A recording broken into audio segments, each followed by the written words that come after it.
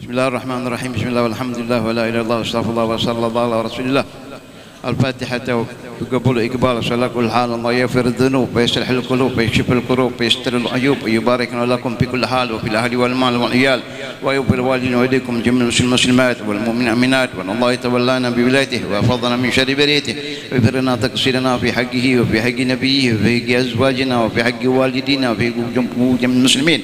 يبارك لنا في أوقاتنا وساعاتنا وينقلنا وإياكم من ذل المعصية إلى عز الطاعة ومن حضيض النقصان لوج المعالي من كل حالة دنية كل حالة مرضية ويشفي أمراضنا ويسهو أغراضنا ويطر أعمارنا عما لطفه وعافيته وينصر بكتنا وخاتمتنا وعلى كل ما نهى حبيبنا علي بن محمد بن حسين الحبشي ثم إلى أرواح متقدم من البيت والعذراء والجزيرة وهذه المؤسسة جدنا البركة حبيب عبد الرحمن محمد سقاف حبيب عبد الرحمن بن عبد الله الحبشي وأولاده من شوقي وحبيب عمر وحبيب عبد الله وسلم وفراهم وإلى أرواح جميع متقدم من البيت خصوصا سادنا ملادنا من رب دائن الله حبيب أحمد بن عبد الله الحبشي وغيرهم من الجميع ناسيتنا مشايخه ثم إلى رسول الخلق كذلك أبويا سيد محمد بن علي المالكي على هدينا وكنا صلاة وبأن الله ينور قلوبنا وقلوبنا مع التقى والهدى والعفو والغنى والموت للإسلام برحمة والامتحان بحق سبيل دافعة لكل شر جالبة لكل خير لنا ولهذا على هدينا وكنا صلاة إلى حضرة النبي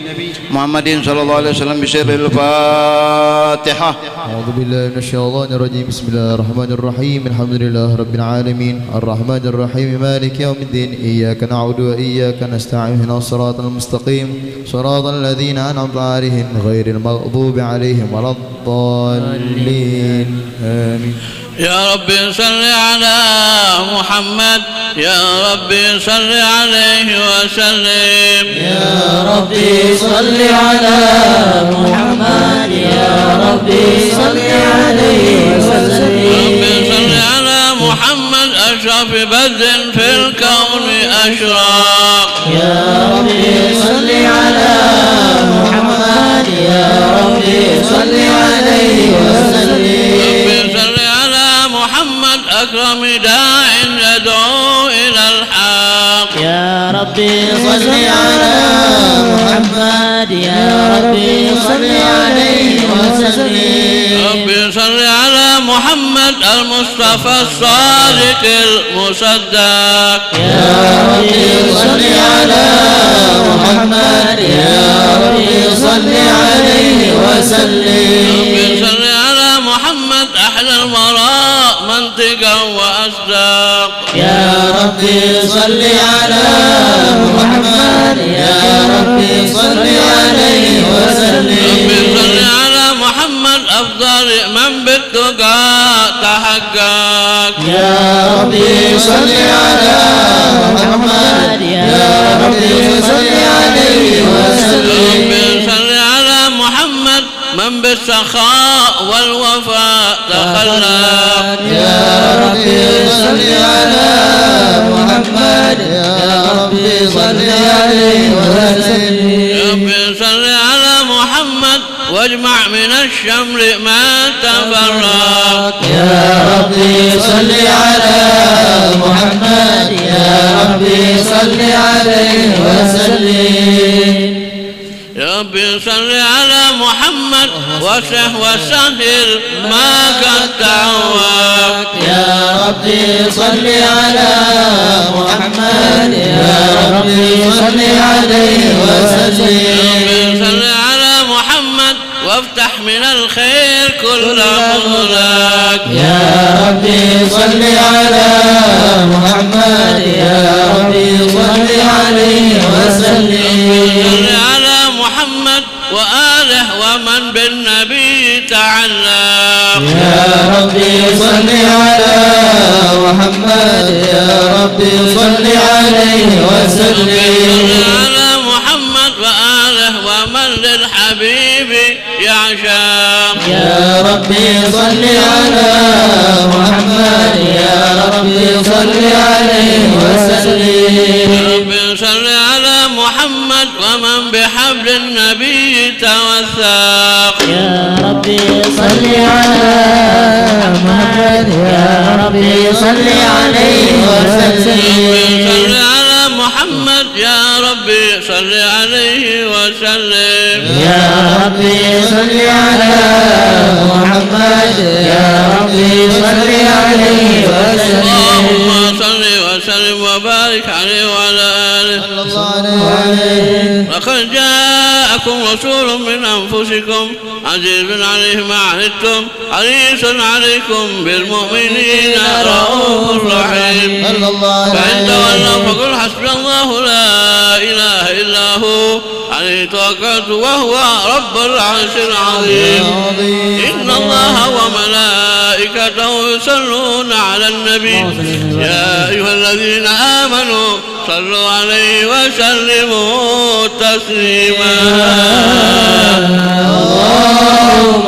صل وسلم وبارك عليه وعلى آله صلى الله عليه. بسم الله الرحمن الرحيم الحمد لله القوي اللهم صل وسلم وبارك عليه وعلى آله وصحبه الحمد لله القوي سلطانه الواضح برهانه المبسوط في الوجود كرمه وإحسانه صلى الله عليه. تعالى مجده وعظم شانه خلق الخلق لحكمة وتوى عليها علمه وبسط لهم من فائد المنة ما جرت به بأقداره الكسوى صلى الله عليه. وأرسل إليهم أشرف خلقه وجل عبيده رحمة تعلقت إرادته الأزلية بخلق هذا العبد المحبوب فانتشرت آثار شرفه في عوالم الشهادة والغيوب صلى الله عليه. وما جل هذا المن الذي تكرم به المنان وما أعظم هذا الفضل الذي برز من حضرة الإحسان صورة كاملة ظهرت بهيكل محمود وتعطرت بوجودها أكناف الوجود وترزت برد العوالم بتراث التكريم اللهم صل وسلم أشرف الصلاة والتسليم على سيدنا ونبينا محمد الرؤوف الرحيم اللهم صل وسلم وبارك عليه وعلى اللهم صل وسلم وبارك عليه وعلى آله وصحبه تجلى الحق بعالم قدسه الواسع تجليا قضى بانتشار فضله بالقريب والشاسع صلى الله عليه. وله الحمد الذي لا تنحصر أفراره بتعداد ولا يمل تكراره بكثرة ترداد حيث أبرز من عالم الإمكان صورة هذا الإنسان ليتشرف بوجوده الثقلان وتنتشر أسراره في الأكوان فما من سر اتصل به قلب منيب إلا من سوابق فضل الله على هذا الحبيب يا لقلب سرورك توالى بحبيب أملانا من والى جل من شرف الوجود بنور غمر الكون بهجة وجمالا ترقى بالحسن على مقام وتناهى بمجده وتعالى لاحظته العيون فيما اجتلته بشرا كاملا يضيع الضلال صلى الله عليه وهو من فوق علم ما قد رأته رفعة في شؤونه وكمالا فسبحان سبحان الذي أبرز من حضرة الامتنان ما يعجز عن وصف اللسان ويحار في تعقل معاني الجنان. انتشر منه بعالم البطن والظهور ما ملأ الوجود الخلق ينور. فتبارك الله من إله كريم بشرتنا آياته بالذكر الحكيم ببشارة لقد جاءكم رسول من أنفسكم عزيز عليه ما عنتم حريص عليكم بالمؤمنين رؤوف رحيم. فمن فاجأته هذه البشارة وتلقاها بقلب سليم فقد هدي إلى صراط مستقيم. اللهم صل وسلم أشرف الصلاة والتسليم على سيدنا ونبينا محمد الرؤوف الرحيم. اللهم صل وسلم وبارك عليه وعلى آله. اللهم صل وسلم وبارك عليه وعلى آله صلى الله عليه. أشهد أن لا إله إلا الله وحده لا شريك له شهادة تعرب بها اللسان أما تضمنه الجنان من التصديق بها والإذعان صلى الله عليه. تثبت بها في الصدور من الإيمان قواعده وتلوح على أهل اليقين من سر ذلك الإذعان وتصديق شواهده. صلى الله عليه. وأشهد أن سيدنا محمد العبد الصادق في قوله وفعله والمبلغ عن الله ما أمره بتبليغه لخلقه من فرضه ونفله. صلى الله عليه. عبد أرسله الله للعالمين بشيرا ونذيرا فبلغ الرسالة وأدى الأمانة وهدى الله به من الأمة بشرا كثيرا. صلى الله عليه. فكان في ظلمة الجال للمستبصرين سراجا وقمرا منيرا فما أعظمها من منة تكرم الله بها على البشر وما أوسعها من نعمة انتشر سرها في البحر والبر. صلى الله عليه. اللهم صل وسلم بأجل الصلوات واجمعها وأزكى التحية وأوسعها على هذا العبد الذي وفى بحق العبودية وبرز فيها في خلعة الكمال وقام بحق الربوبية في مواطن الخدمة لله وأقبل عليه غاية الإقبال. صلاة يتصل بها روح المصلي عليه به فينبسط في قلبه نور سر تعلقه به وحبه ويكتب بها بعناية الله في حزبه وعلى آله وصحبه الذين ارتقوا صحوة المجد بقربه وتفيأوا ظلال الشرف الأصل بوده وحبه ما عطر الأكوان بنشر ذكراهم نسيم. اللهم صل وسلم أشرف الصلاة والتسليم على سيدنا ونبينا محمد الرؤوف الرحيم. اللهم صل وسلم وبارك عليه وعلى آله.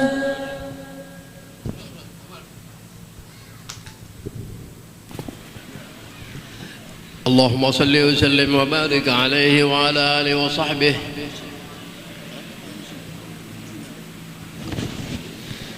يا حجرة ضمت جمال محمد حويت كريما سيدا كاملا بدرا. الله الله. يا حجرة ضمت جمال محمد هويت كريما سيدا كاملا بدرا. مضى العمر مني يا محمد وانقضى ولم تسمح لي الأيام أن أنظر الحجرة. مقامك محمود وأنت محمد صلى الله عليه ورب السماء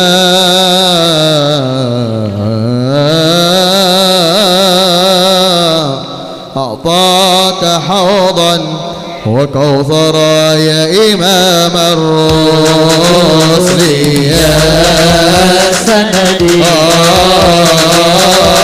تبار الله في معتمدي فلدنيا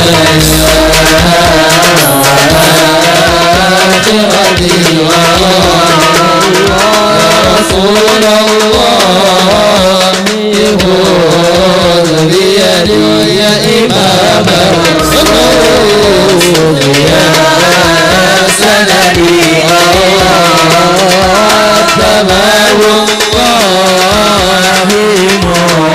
معتمدي فبدنياي وآخرتي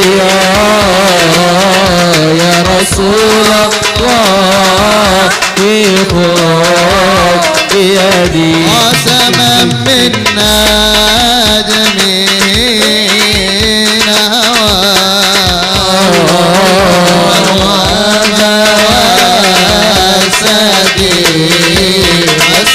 قسما منا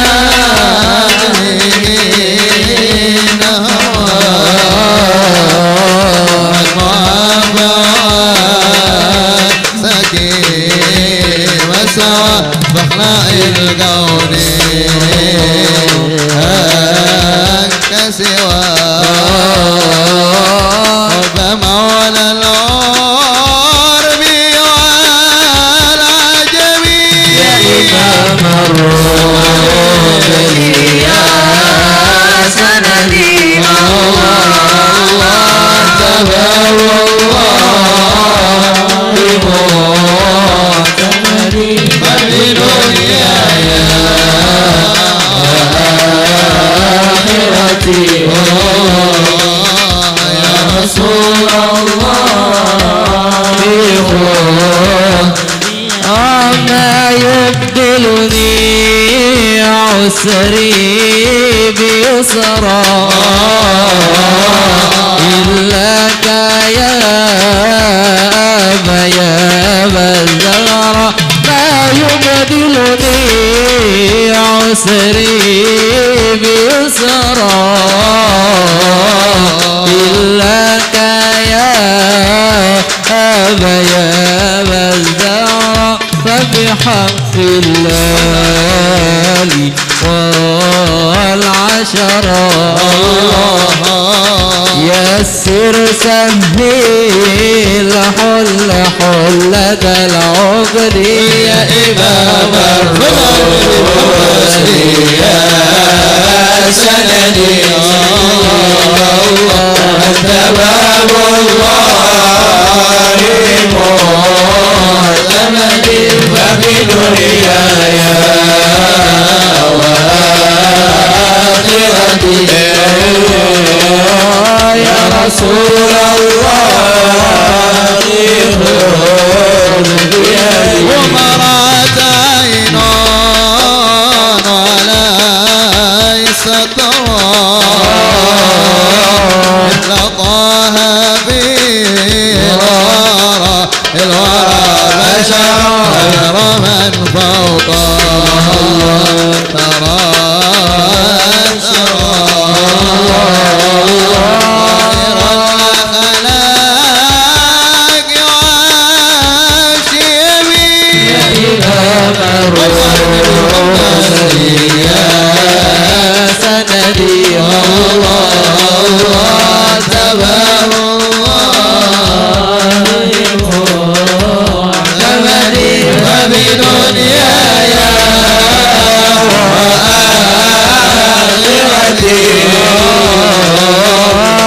رسول الله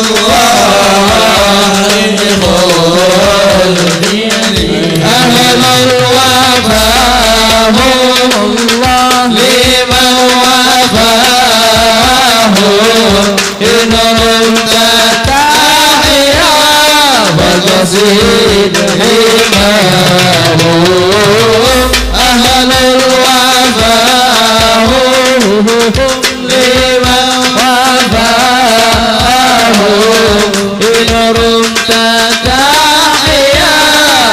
فقصد حماه لحيهم الروح قدوس صوب لحيهم الروح قدوس صوب حماهم ما فتوح لمن أتاه أهل الوفاء لوفاهم إن رمت تحيا فقصد حماه أهل الوفاء لمن وفاهم إن رمت تحيا فقصد حماه كل البرايا لهم رعايا بهر العطايا لمن أتاه أهل الوفاهم لمن وفاهم إن رمت تحيا فتصير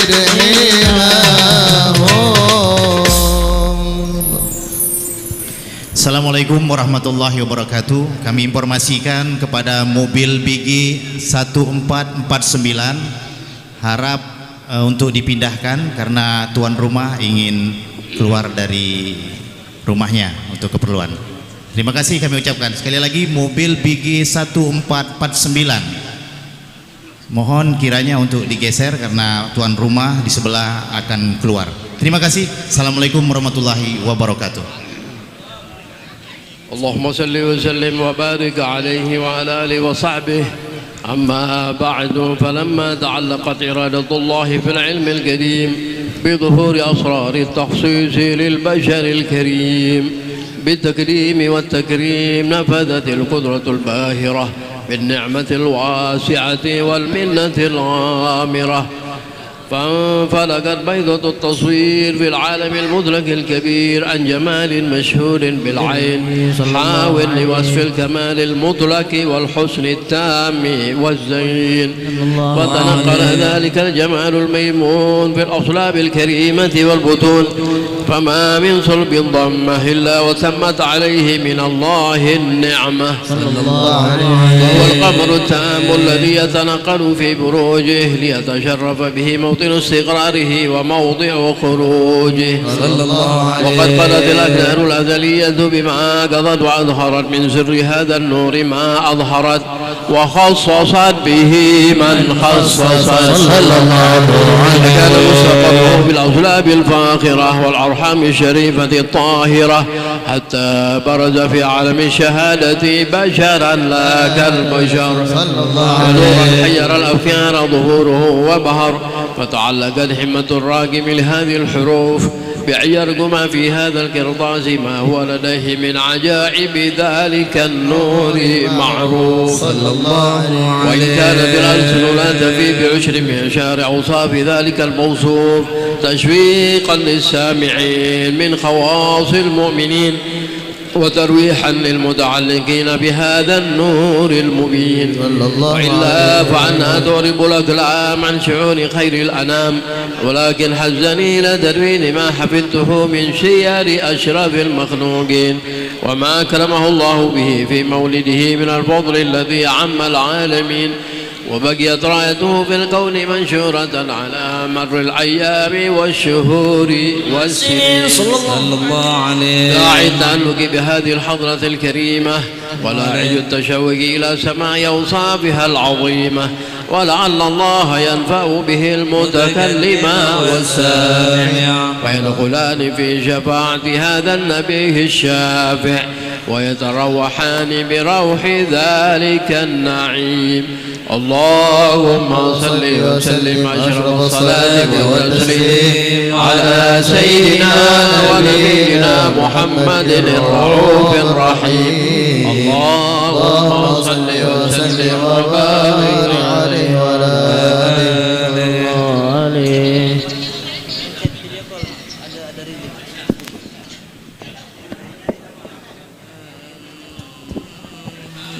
اللهم صل وسلم وبارك عليه وعلى آله. فقد آن للكلام أن يحط ما حركت فيه الأنامل مما استفاد الفهم من صفات هذا العبد المحبوب الكامل صلى الله عليه والشمائل التي هي أحسن الشمائل. وهنا حسن أن نثبت ما بلغ إلينا في شأن هذا الحبيب من أخبار وآثار. يتشرف بكتاب الكلام والقرطاس وتتنزه في حدائقه الأسماء والأبصار. وقد بلغنا في الأحاديث المشهورة أن أول شيء خلق الله والنور المودع في هذه السورة صلى الله عليه. فنور هذا الحبيب أول مخلوق برز في العالم، ومنه تفرع الوجود خلقا بعد خلق فيما حدث وما تكون صلى الله عليه. وقد أخرج عبد الرزاق بسند عن جابر بن عبد الله الأنصاري رضي الله عنهما قال: قلت يا رسول الله بأبي وأمي أخبرني عن أول شيء خلق الله قبل الأشياء. قال: يا جابر إن الله خلق قبل الأشياء نور نبيك محمد صلى الله عليه وسلم من نوره صلى الله عليه. وقد ورد من حديث أبي هريرة رضي الله عنه أنه قال رسول الله صلى الله عليه وسلم: كنت أول النبيين في الخلق وآخرهم في البعث صلى الله عليه. وقد تعدت الروايات بأنه أول الخلق وجودا وأشرفهم مولودا.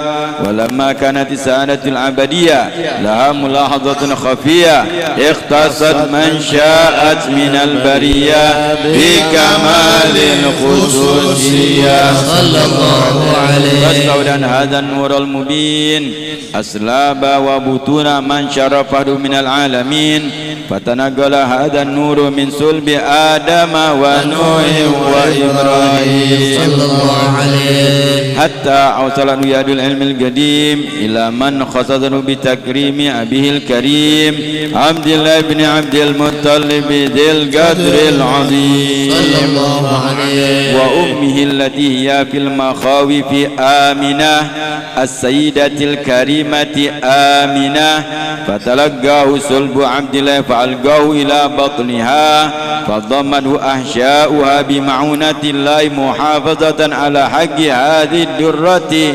وصونها صلى الله عليه، وحمله برعاية الله كما ورد أنها حملا خفيفا لا تجد له ثقلا ولا تشكو منه ألما ولا عللا، حتى مر الشهر بعد الشهر من حمله وقرب وقت بروزه إلى عالم الشهادة لتنبسط على أهل هذا العالم فيوض فضله وتنتشر فيه آثار مجلس صميم. اللهم صل وسلم أشرف الصلاة والتسليم على سيدنا نبينا محمد الرؤوف الرحيم. اللهم صل وسلم وبارك عليه وعلى آله. اللهم صل وسلم وبارك عليه وعلى آله وصحبه. ومنذ علقت به هذه الذرة المكنونة والجوهرة المصونة والكون كله يصبح يمسي في سرور وابتهاج صلى الله عليه، بقرب ظهور إشراك هذا السراج والعيون متشوفة إلى بروزه متشوقة إلى التفات جواهر كنوزه صلى الله عليه. وكل دابة لقريش نطقت بفصيح العبارة معلنة بكمال البشارة.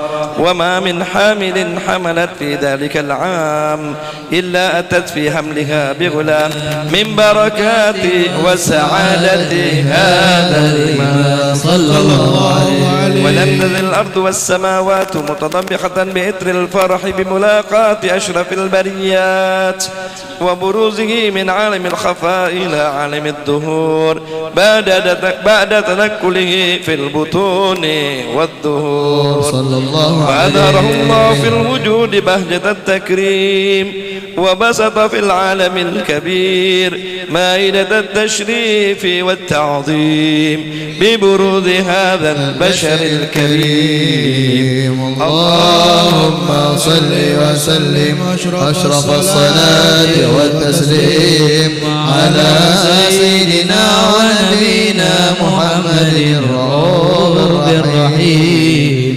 اللهم صل وسلم وبارك عليه وعلى آله. اللهم صل وسلم وبارك عليه وعلى آله صلى الله عليه. فحين قرب أوان ودي هذا الحبيب أعلنت السماوات والأرضون ومن فيهن بالترحيب وأمطار الجود الإلهي على أهل وجود تثيت وألسنة الملائكة بتبشير للعالمين تعيد. سبحان الله الحمد لله ولا إله إلا الله الله أكبر. سبحان الله الحمد لله ولا إله إلا الله الله أكبر. سبحان الله الحمد لله ولا إله إلا الله الله أكبر. والقدرة كشفت غنى هذا المستور ليبرز نوره كاملا في عالم الدهور نورا فاق كل نور وأنفذ الحق حكمه على من أتم الله عليه النعمة من خواص الأمة أن يحضر عند ولي أمة تأنيسا لجنابها المسعود ومشاركة لها في هذا السمات الممدود. فحضرت بتوفيق الله سيدة مريم وسيدة آسيا ومعهما من الحور العين من قسم الله له من الشرف بالقسمة الوافية.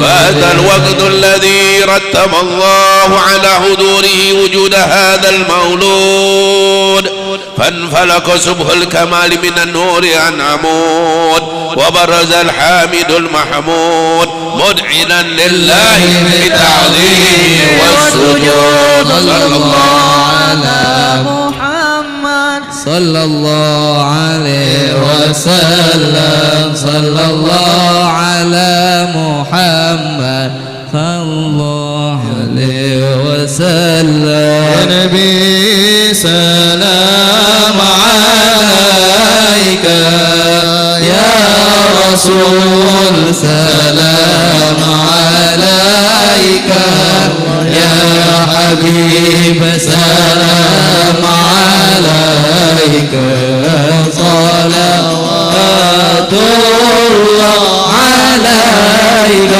الله يا نبي سلام عليك يا رسول سلام عليك يا حبيب سلام عليك صلوات الله عليك.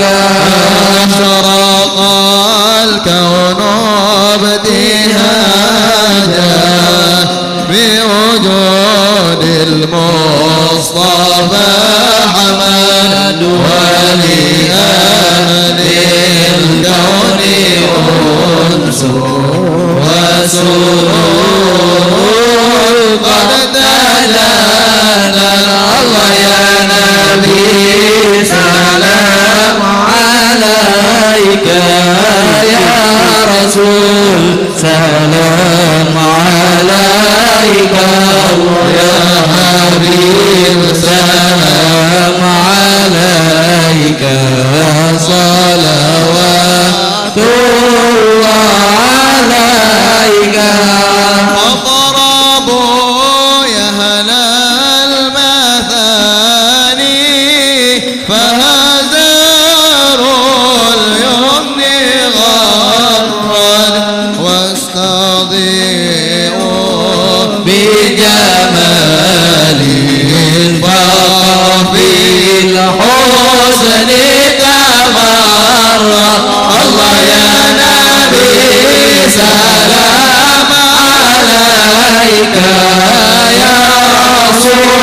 سلام عليك الله يا حبيب سلام عليك صلوات الله عليك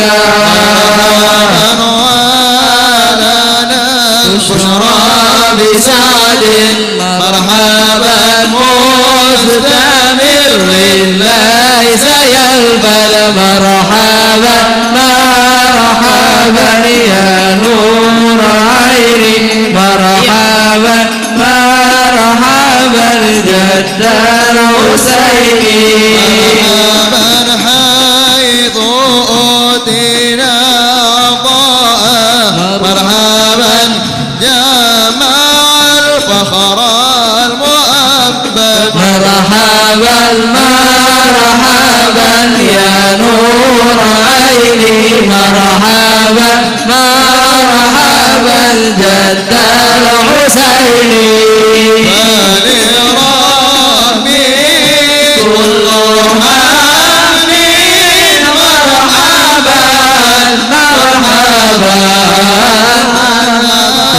يا صوره العاد مرحبا مرحبا مرحبا يا نور عيني مرحبا مرحبا مرحبا يا ذا الحسين الله مرحبا مرحبا إذا حبانا في وجودي مرحبا مرحبا المصطفى الهادي محمد مرحبا مرحبا مرحبا يا نور العين مرحبا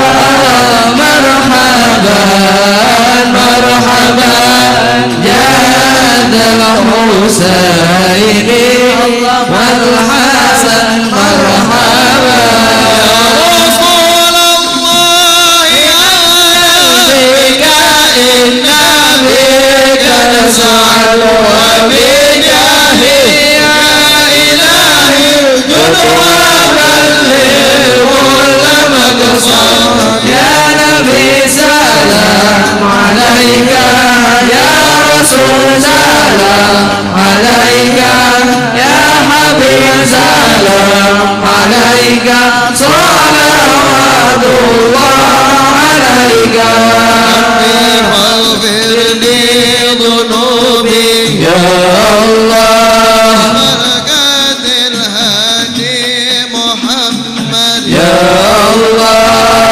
ربي فاغفر لي ذنوبي يا الله ببركات الهادي محمد يا الله هدينا نهج سبيلي يا الله به نصعد ونرشد يا الله ربي فاغفر لي ذنوبي يا الله ببركات الهادي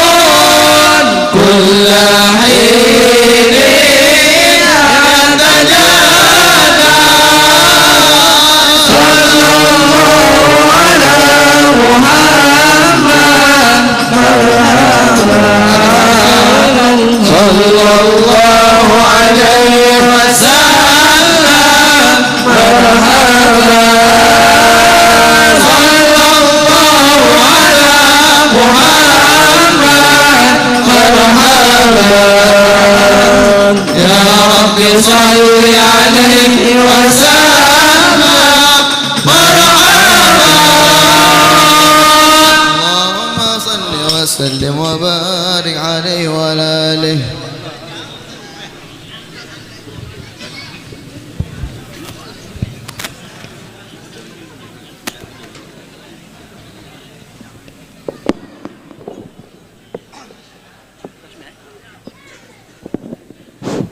Bismillahirrahmanirrahim. Assalamualaikum warahmatullahi wabarakatuh. Ma'asyiral habaib wal hadirin rahimakumullah. Di tengah-tengah kita alhamdulillah ada satu anak bayi perempuan yang insyaallah sama-sama akan diresmikan namanya sebagaimana yang disabdakan oleh Rasulullah sallallahu alaihi wasallam. Qala Rasulullah sallallahu alaihi wasallam, innakum tud'auna yaumil qiyamah bi asma'ikum wa bi asma'i abaikum fa ahsinu asma'akum. Alhamdulillah, nama tersebut sesuai apa yang dianjurkan oleh Rasulullah sallallahu alaihi wasallam dengan nama yang baik. Nama tersebut sudah dimufakati oleh kedua orang tuanya, oleh keluarga besarnya dengan nama Aisyah Mutmainnah. Aisyah Mutmainnah binti Maulana Fajr. Semoga anak tersebut menjadi anak yang salehah, taat kepada Allah, taat kepada Rasulullah sallallahu alaihi wasallam, berbakti kepada kedua orang tuanya, berguna, bermanfaat bagi Islam dan muslimin serta nusa dan bangsanya. Allah hadiniya wa kuniyah salihah wa ila hadratin Nabi Muhammadin sallallahu alaihi wasallam bi sirril Fatihah. Auzubillahi minasyaitonir rajim. Bismillahirrahmanirrahim. Alhamdulillahirabbil alamin arrahmanir rahim maliki yaumiddin. Iyyaka na'budu wa iyyaka nasta'in ihdinas siratal mustaqim siratal ladzina an'amta 'alaihim ghairil maghdubi 'alaihim.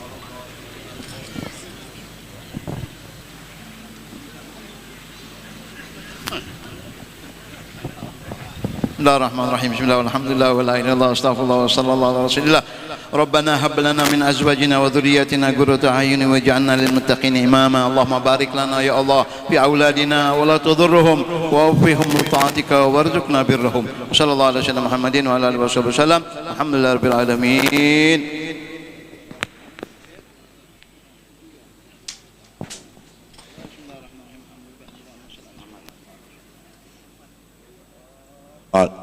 Assalamualaikum warahmatullahi wabarakatuh. Bismillah walhamdulillah, la haula wa la quwata illa billahil azim. Astaghfirullah. Assalam.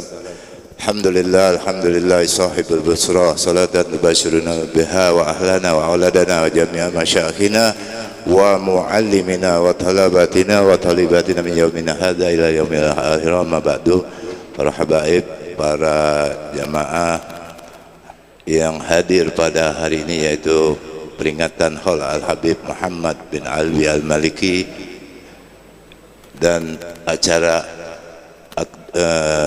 demi acara kita telah lalui.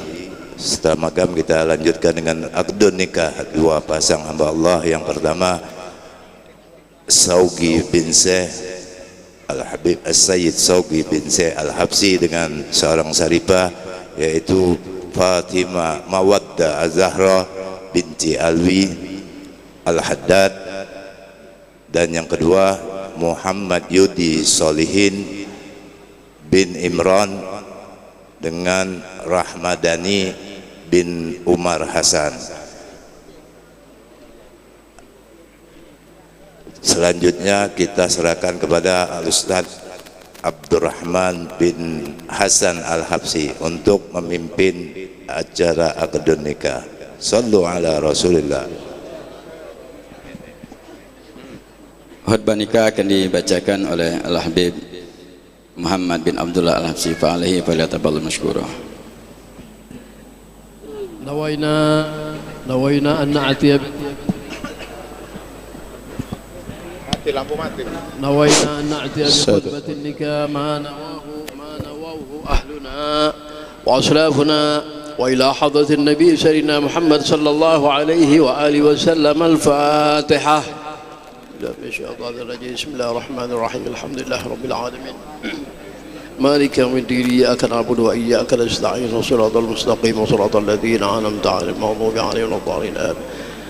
الحمد لله المحمود بنعمته المعبود بقدرته المرهوب من عذابه وسطوته المطاع سلطانه النافذ أمره في سمائه وأرضه خلق الخلق بقدرته وميزهم بأحكامه وعزهم بدينه وأكرمهم بنبيه محمد صلى الله عليه وآله وسلم أن الله تبارك اسمه وتعالت عظمته وقدرته جعل المصاهرة سببا لاحقا وأمرا مفترضا أوشج به الأرحام وألزم الأنام وقال عز من قائل وهو الذي خلق من الماء بشرا فجعله نسبا وصهرا وكان ربك قديرا فأمر الله يجري إلى قضائه وقضاؤه يجري إلى قدره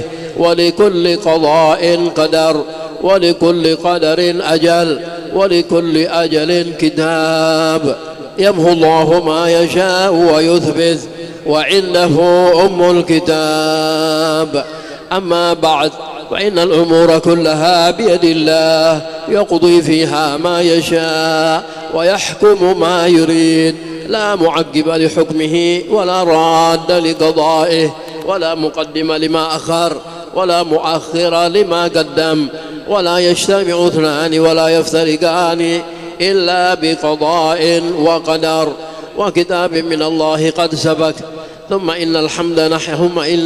ثم إن الحمد لله نحمده ونستعينه ونعوذ بالله من شرور أنفسنا وسيئات أعمالنا من يهد الله فلا مضل له ومن يضلل فلا هادي له وأشهد أن لا إله إلا الله وحده لا شريك له وأشهد أن سيدنا محمدا عبده ورسوله أرسله بالهدى ودين الحق ليظهره على الدين كله ولو كره المشركون أما بعد فإن الله حل النكاح وندب إليه بقوله وأنكحوا الأيام منكم والصالحين من عبادكم وإمائكم إن يكونوا فقراء يغنيهم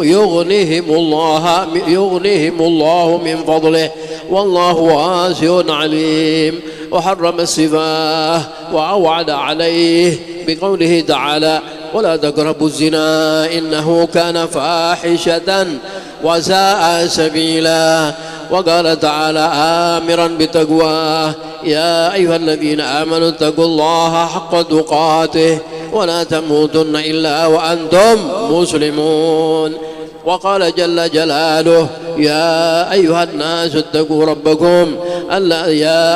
يا أيها الناس اتقوا ربكم الذي خلقكم من نفس واحدة وخلق منها زوجها وبث منهما رجالا كثيرا ونساء واتقوا الله الذي تساءلون به والأرحام إن الله كان عليكم رقيبا وقال جل شأنه يا أيها الذين آمنوا اتقوا الله وقولوا قولا سديدا يصلح لكم أعمالكم ويغفر لكم ذنوبكم ومن يطع الله ورسوله فقد فاز فوزا عظيما وقال النبي صلى الله عليه وآله وسلم تزوجوا تناكحوا تكثروا وإني مباح بكم الأمم يوم القيامة وقال رسول الله صلى الله عليه وآله وسلم أما والله إني لأخشاكم لله وأتقاكم لله لكني أصلي وأصوم وأفطر وأرقد وأتزوج النساء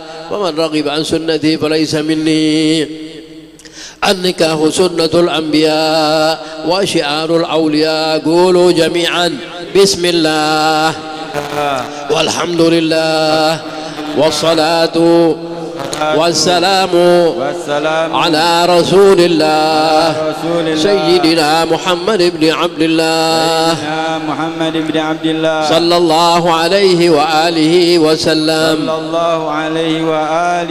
أستغفر الله من ترك الصلاة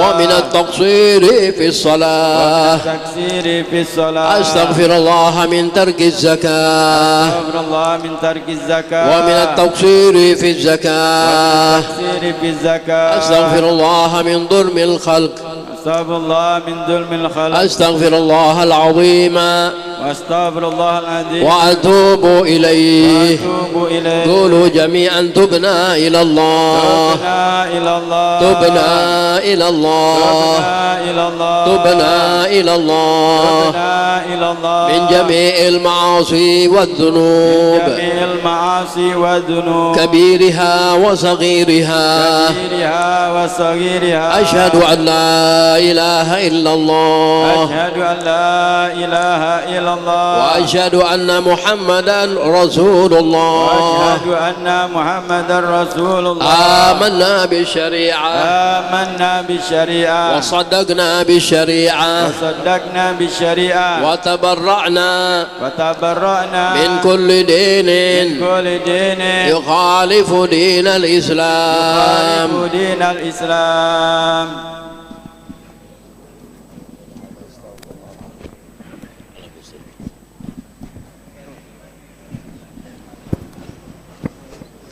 Bismillah.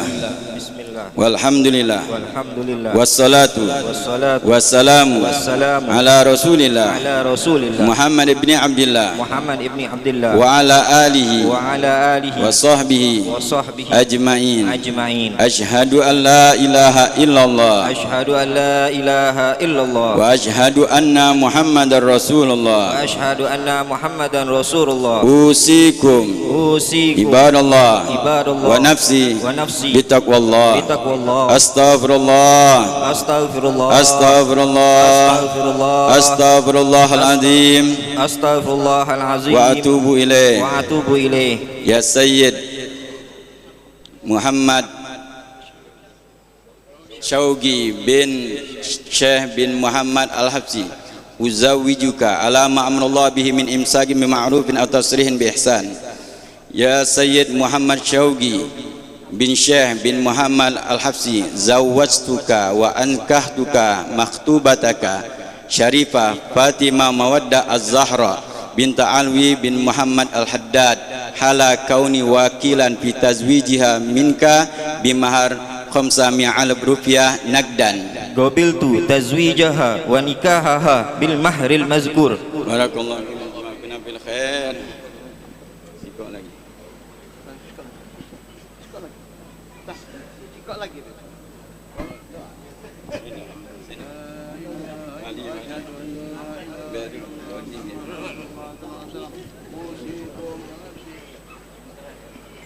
Sagi. Sini.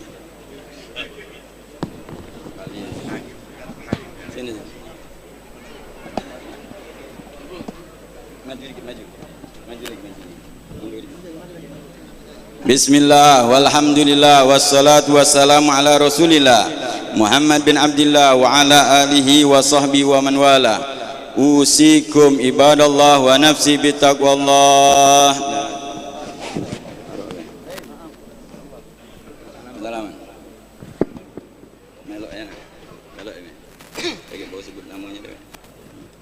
Bismillah. Walhamdulillah. Wassalatu wassalamu ala Rasulillah Muhammad bin Abdillah wa ala alihi wa sahbihi ajma'in. Ashhadu an la ilaha illallah wa ashhadu anna Muhammadar Rasulullah Usikum ibadallah wa nafsi bitaqwallah.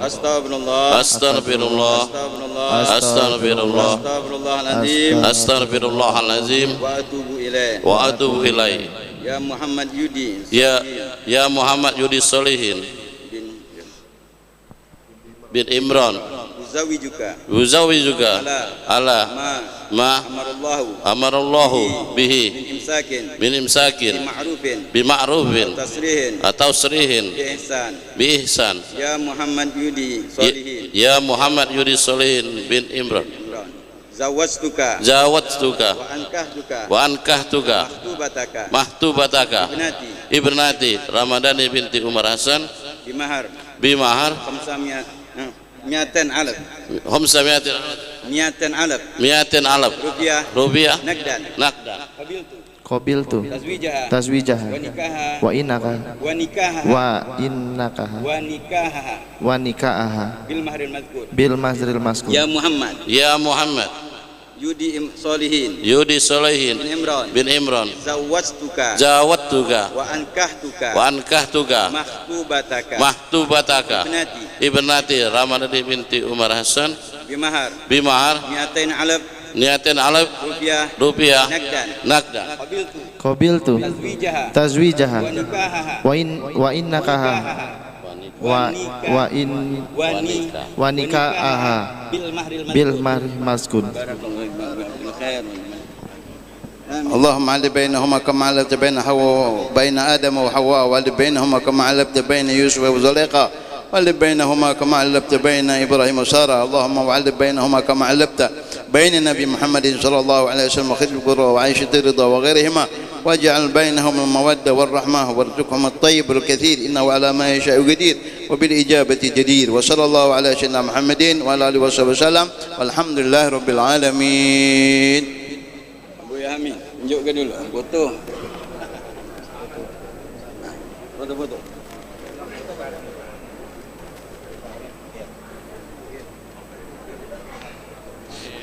SIM tak? SIM. Belum ada. Harif.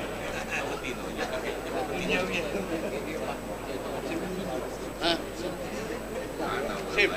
Betul. كل محضر على كل التصفى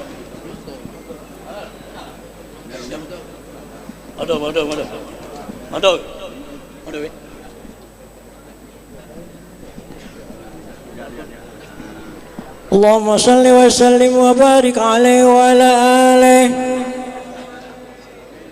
ولقد اتصف صلى الله عليه وسلم من محاسن الأخلاق بما تضيق عن كتابته بطون الأوراق. كان صلى الله عليه وسلم أحسن الناس خلقا وخلقا وأولهم إلى مكارم الأخلاق سبقا وأوسعهم بالمؤمنين حلما ورفقا برا رؤوفا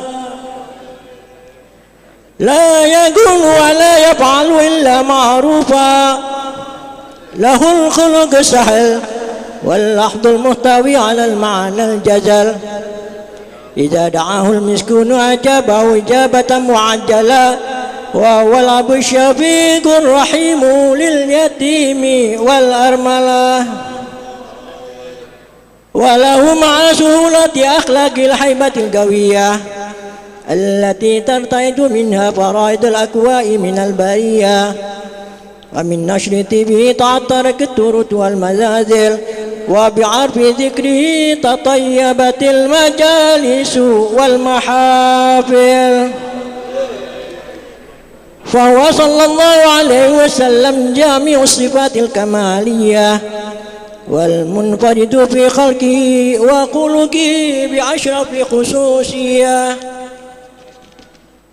فما من خلق بالبرية محمود إلا وهو متلقا عن زين الوجود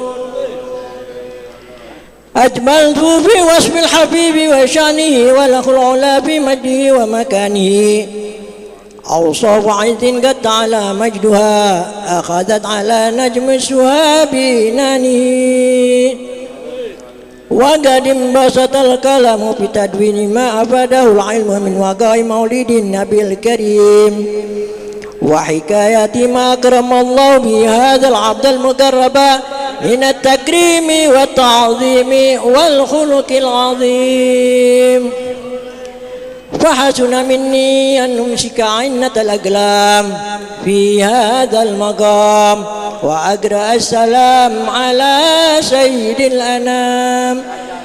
السلام عليك أيها النبي ورحمة الله وبركاته.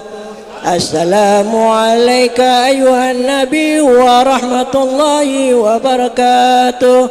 السلام عليك أيها النبي ورحمة الله وبركاته.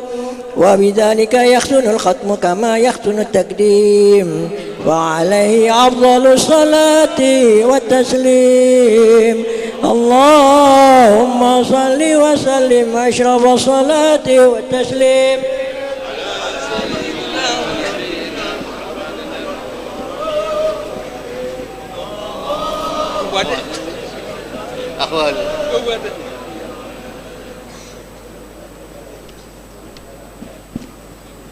نستغفر الله العظيم. بسم الله الرحمن الرحيم. الحمد لله رب العالمين. اللهم صل وسلم على سيدنا محمد وعلى آل سيدنا محمد. ولما نظم الفكر من دراره الأوصاف المحمدية عقودا، توجهت إلى الله متوسلا بسيدي وحبيبي محمد صلى الله عليه وسلم أن يجعل سعي فيه مشكورا وفعلي فيه محمودا، وأن يكتب عملي في الأعمال المقبولة وتوجهي في التوجهات الخالصة والصلات الموصولة. اللهم يا من إليه تتوجه الآمال فتعود ظافرة، وعلى باب عزته تحط الرحال فتغشاها منه الفيوضات الغامرة.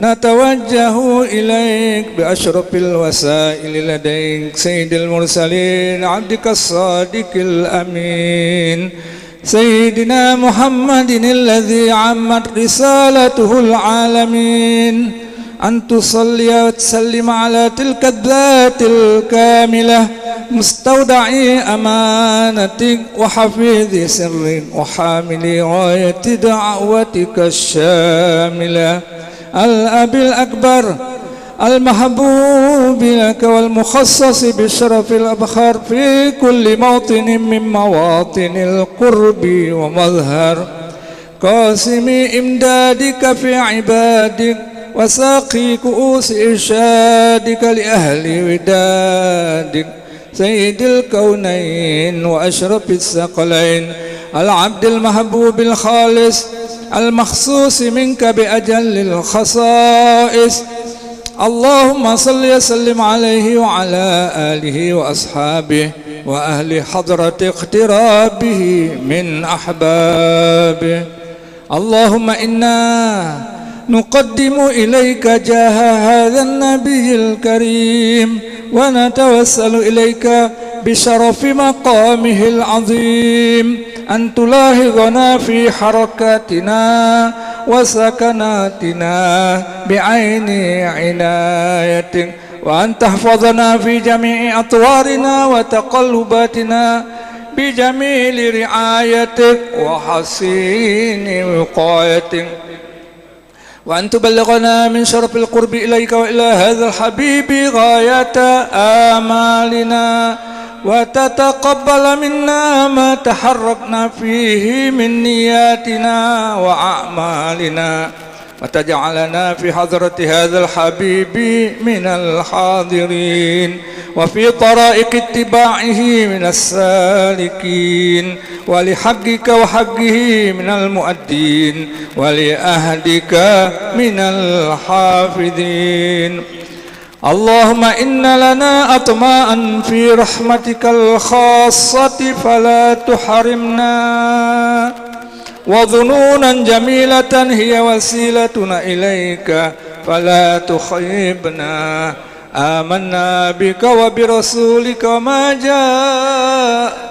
جاء به من الدين، وتوجهنا به إليك مستشفعين أن تقابل المذنب منا بالغفران، والمسيء بالإحسان، والسائل بما سأل، والمؤمل بما أمل، وأن تجعلنا ممن نصر هذا الحبيب ووازره ووالاه وظاهره، وعم ببركته وشريف وجهته أولادنا ووالدينا وأهل قطرنا ووادينا وجميع المسلمين والمسلمات والمؤمنين والمؤمنات في جميع الجهات، وأدم راية الدين القويم في جميع الأقطار منشورة، ومعالم الإسلام والإيمان بأهلها معمورة معنا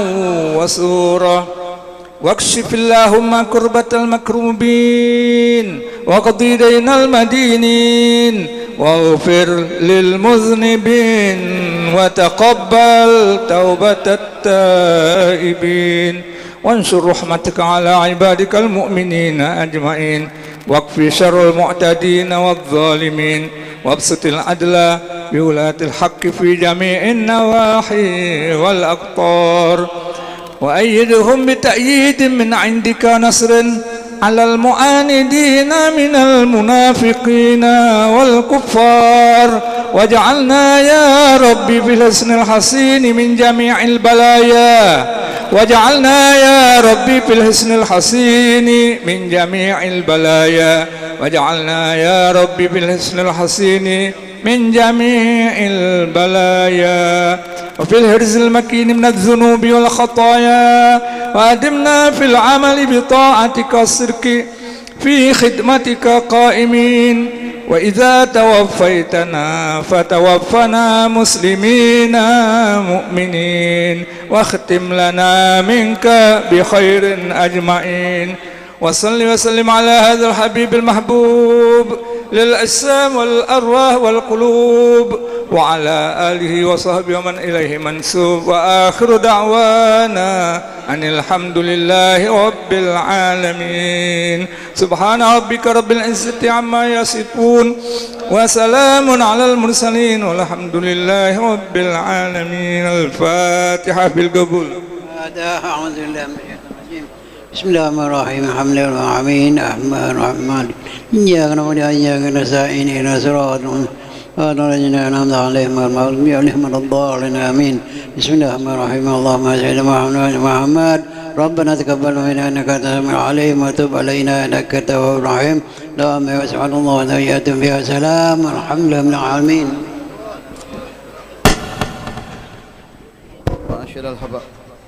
Ma'asyiral habaib wal hadirin rahimakumullah. Alhamdulillah, di tengah kita ada seorang anak bayi perempuan. Anak bayi seorang laki-laki yang insyaallah akan diresmikan namanya sesuai apa yang dianjurkan oleh baginda Rasulullah sallallahu alaihi wasallam dalam sebuah hadisnya. Qala Rasulullah sallallahu alaihi wasallam, innakum tud'auna yaumul qiyamah bi asma'ikum bi asma'i abaikum fa asina asma'akum. Alhamdulillah, nama tersebut yang akan diresmikan sesuai dengan keinginan daripada dua orang tuanya dan keluarga besarnya dengan nama yang baik, yaitu Muhammad Hasan Haidar, Muhammad Hannan Haidar, Muhammad Hannan Haidar bin Ahmad Nafi'. Mari semoga anak tersebut menjadi anak yang soleh, taat kepada Allah, taat kepada Rasulullah, berbakti kepada kedua orang tuanya, berguna bagi Islam dan agamanya serta nusa bangsanya. Ala hadiniya wa kulliya sallallahu wa ila hadratin Nabi Muhammadin sallallahu alaihi wasallam bisiril Fatihah. A'udzubillahi minasyaitonir rajim. Bismillahirrahmanirrahim. Alhamdulillahi rabbil alamin. الرحمن الرحيم مالك يوم الدين إياك نعبد وإياك نستعين اهدنا الصراط المستقيم صراط الذين أنعمت عليهم غير المغضوب عليهم ولا الضالين. بسم الله الرحمن الرحيم. بسم الله والحمد لله ولا إله إلا الله واستغفر الله صلى الله عليه وسلم. ربنا هب لنا من أزواجنا وذرياتنا قرة أعين واجعلنا للمتقين إماما. اللهم بارك لنا في أولادنا ولا تضرهم وفقهم لطاعتك وارزقنا برهم. وصلى الله على سيدنا محمد وعلى آله وصحبه وسلم. الحمد لله رب العالمين.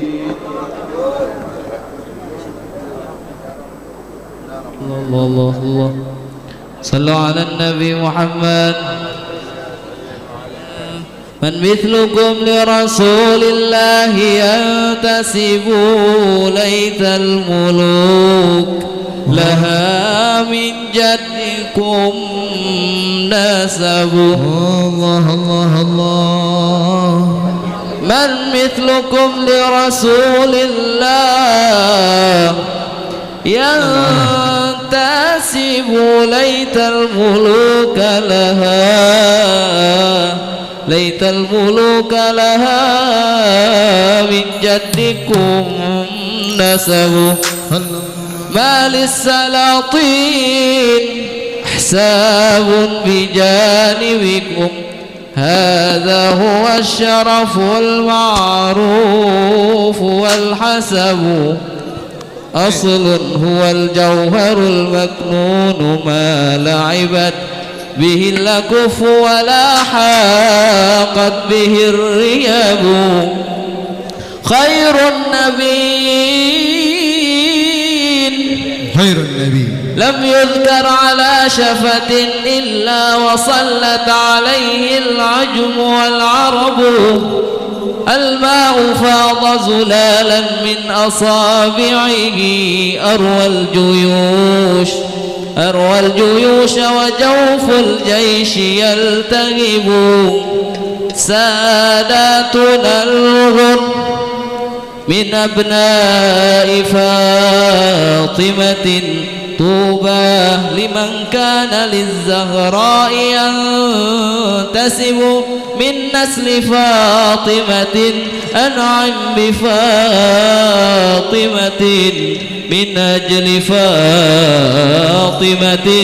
قد شرف النسب يا آل بيت النبي سيد العربي ماتوا يدي ففرجوا ترابي يا آل بيت النبي سيد العربي لكم ماتوا يدي ففرجوا ترابي السعد في قدمي دمت خادمكم والبسط حاليا والأفراح طوع يدي يا آل بيت النبي السيد العربي لكم مددت يدي ففرجوا كربي أنا الفقير إليكم والغني بكم وليس لي بعدكم حرص على أحد يا آل بيت النبي السيد العربي لكم مددت يدي ففرجوا كربي لغيب الله عنا وجهكم أبدا حتى يطيب بكم عيشي إلى الأبد يا آل بيت النبي السيد العربي لكم مددت يدي ففرجوا كربي سبحان من ذكره عز بذكره وهو الجالس له الله الله سبحان من ذكره عز لذكره فهو الجالس له الله الله إذا اجتمعنا والله بهجاتنا وأنصنا أينما كنا في ذكراه سبحان من ذكره عز لذكره هو الجالس له الله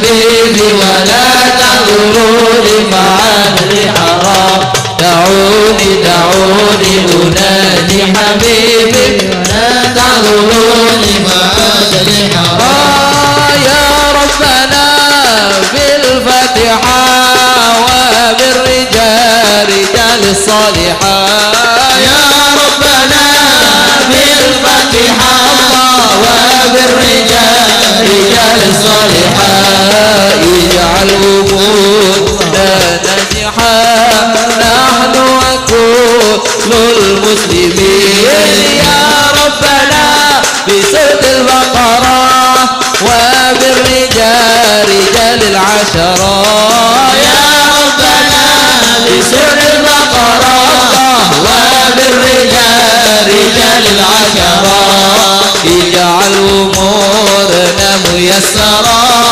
نحن وكل المسلمين يا ربنا بسورة المائدة وبالرجال رجال السجدة يا ربنا بسورة المائدة وبالرجال رجال السجدة اجعل أمورنا فائدة نحن وكل المسلمين قل يا عظيم أنت العظيم قد همنا أمر عظيم وكلها من همنا يا هو باسمك يا عظيم قل يا عظيم أنت العظيم قد همنا أمر عظيم وكلها من همنا يا هو باسمك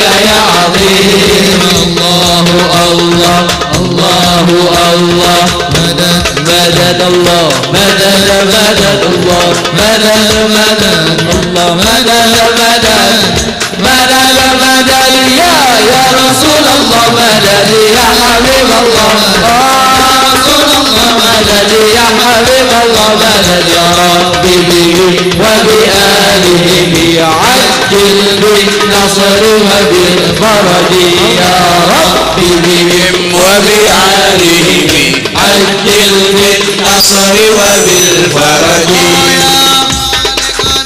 يا رافقنا قد الحبل على الودد يا ربي بهم وبآلهم عجل بالنصر وبالفرج ربي بطه لا تخيب أمل ربي بطه لا تخيب أمل جسمك واها من نساء العمل جسمك واها من نساء العمل دون راحمنا بالعفو لنا دون راحمنا بشفاء لنا دون راحمنا بالنصر لنا الله الله الله الله الله الله يا رب صلوا على النبي محمد اللهم صل وسلم وبارك عليه.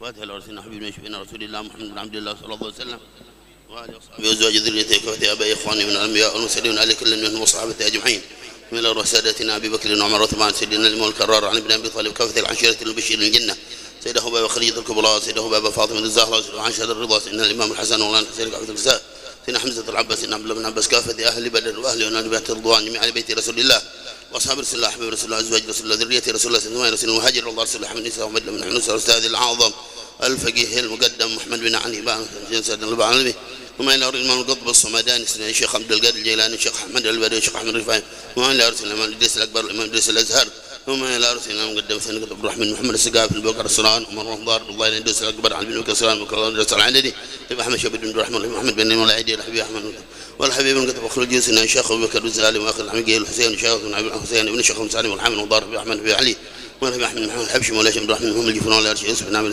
قطب الأنفاس بن عمر قطب عمر عبد الرحمن العطاء الشيخ اللي بارز ومن قطب الإشارة وثيل العباد الله الحداد أحمد زين الحبشي زنزل الحبشي أحمد مالك بن عبد الرحمن بالفقيه ولا محمد نور حامد بن صلاة الله سيدنا كان يدرس علم الكتاب سيدنا والحبيب صلى الله عليه وسلم الله سيدنا الحبيب الحبيب عبد الله بكر الله يدرس الحبيب حسن والحياة إمام أحمد زيني دحلان الحبيب علي بن عباس الملك عباس بن المالكي وما إلى سيدنا الحبيب الإمام القطب صاحب الحول الحبيب الوالي أبو محمد بن علي الحسي وجميع شيخه والمنتسبين إليه وسلم سيدنا الحبيب ثم إلى حسن ثم سيدنا حسن مشاهد إلى من كتبه ثم إلى نور السيف ثم إلى رجل سادة المعمول الحبيب ابن ثم إلى الحبيب عبد الرحمن بن الله الحبشي والحبيب أحمد والأولاد والحبيب أحمد بن الله الحبشي والحبيب علي بن عبد الله الجمال شيخنا بن نذير أن الله تغشاه بالرحمن وفرنا فأنا بركة مسكنا رعاية خاصة تيسير الصلاة فلاح النجاة والغلونة تيسير الأمور صالحة الأجساد والروح بخير البرية ولله سيدنا محمد وسلفنا الصالحون وإلى حضرة النبي محمد صلى الله عليه وسلم الفاتحة.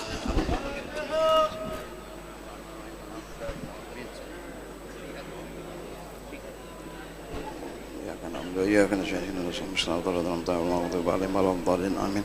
أفضل الذكر لا إله إلا الله لا إله إلا الله لا إله إلا الله محمد رسول الله صلى الله عليه وسلم كلمة حق عليه نحيا وعليه نموت وعليه وبها نبعث إن شاء الله من الآمنين آمين.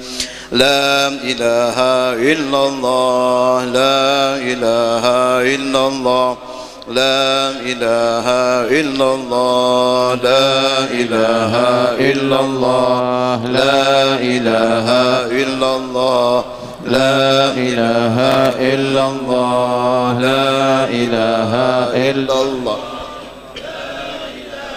إلا الله لا إله إلا الله لا إله إلا الله لا إله إلا الله لا إله إلا الله لا إله إلا الله لا إله إلا الله لا إله إلا الله لا إله إلا الله لا إله إلا الله لا إله إلا الله لا إله إلا الله لا إله إلا الله لا إله إلا الله لا إله إلا الله لا إله إلا الله سبحان الله وبحمده سبحان الله وبحمده سبحان الله وبحمده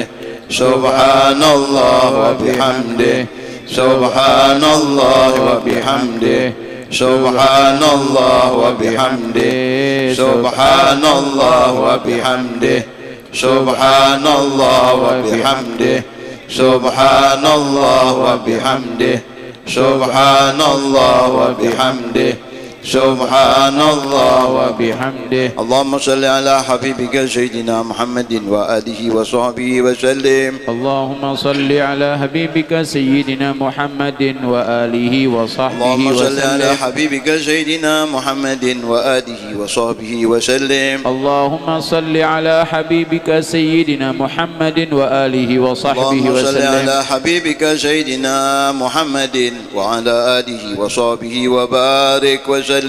اللهم صل على حبيبك سيدنا محمد وعلى آله وصحبه وبارك وسلم. اللهم اجتمعنا هنا بسببهم ولم نذكرنا أسماءهم ولم نذكر منهم أنت أعلم وبالخصوص صاحب الخال الحبيب الله بالله علم العلامة المحدث أبويا سيد محمد بن علوي بن عباس المالكي أن الله يغفر له ويرحمه ويسكنه الجنة برحمته والدينا ووالديه خاصة وأمواتنا أموات المسلمين عامة بأن الله يتغشاهم بالرحمة ويسكنهم الجنة برحمته. وإلى حضرة النبي محمد صلى الله عليه وسلم بسر الفاتحة.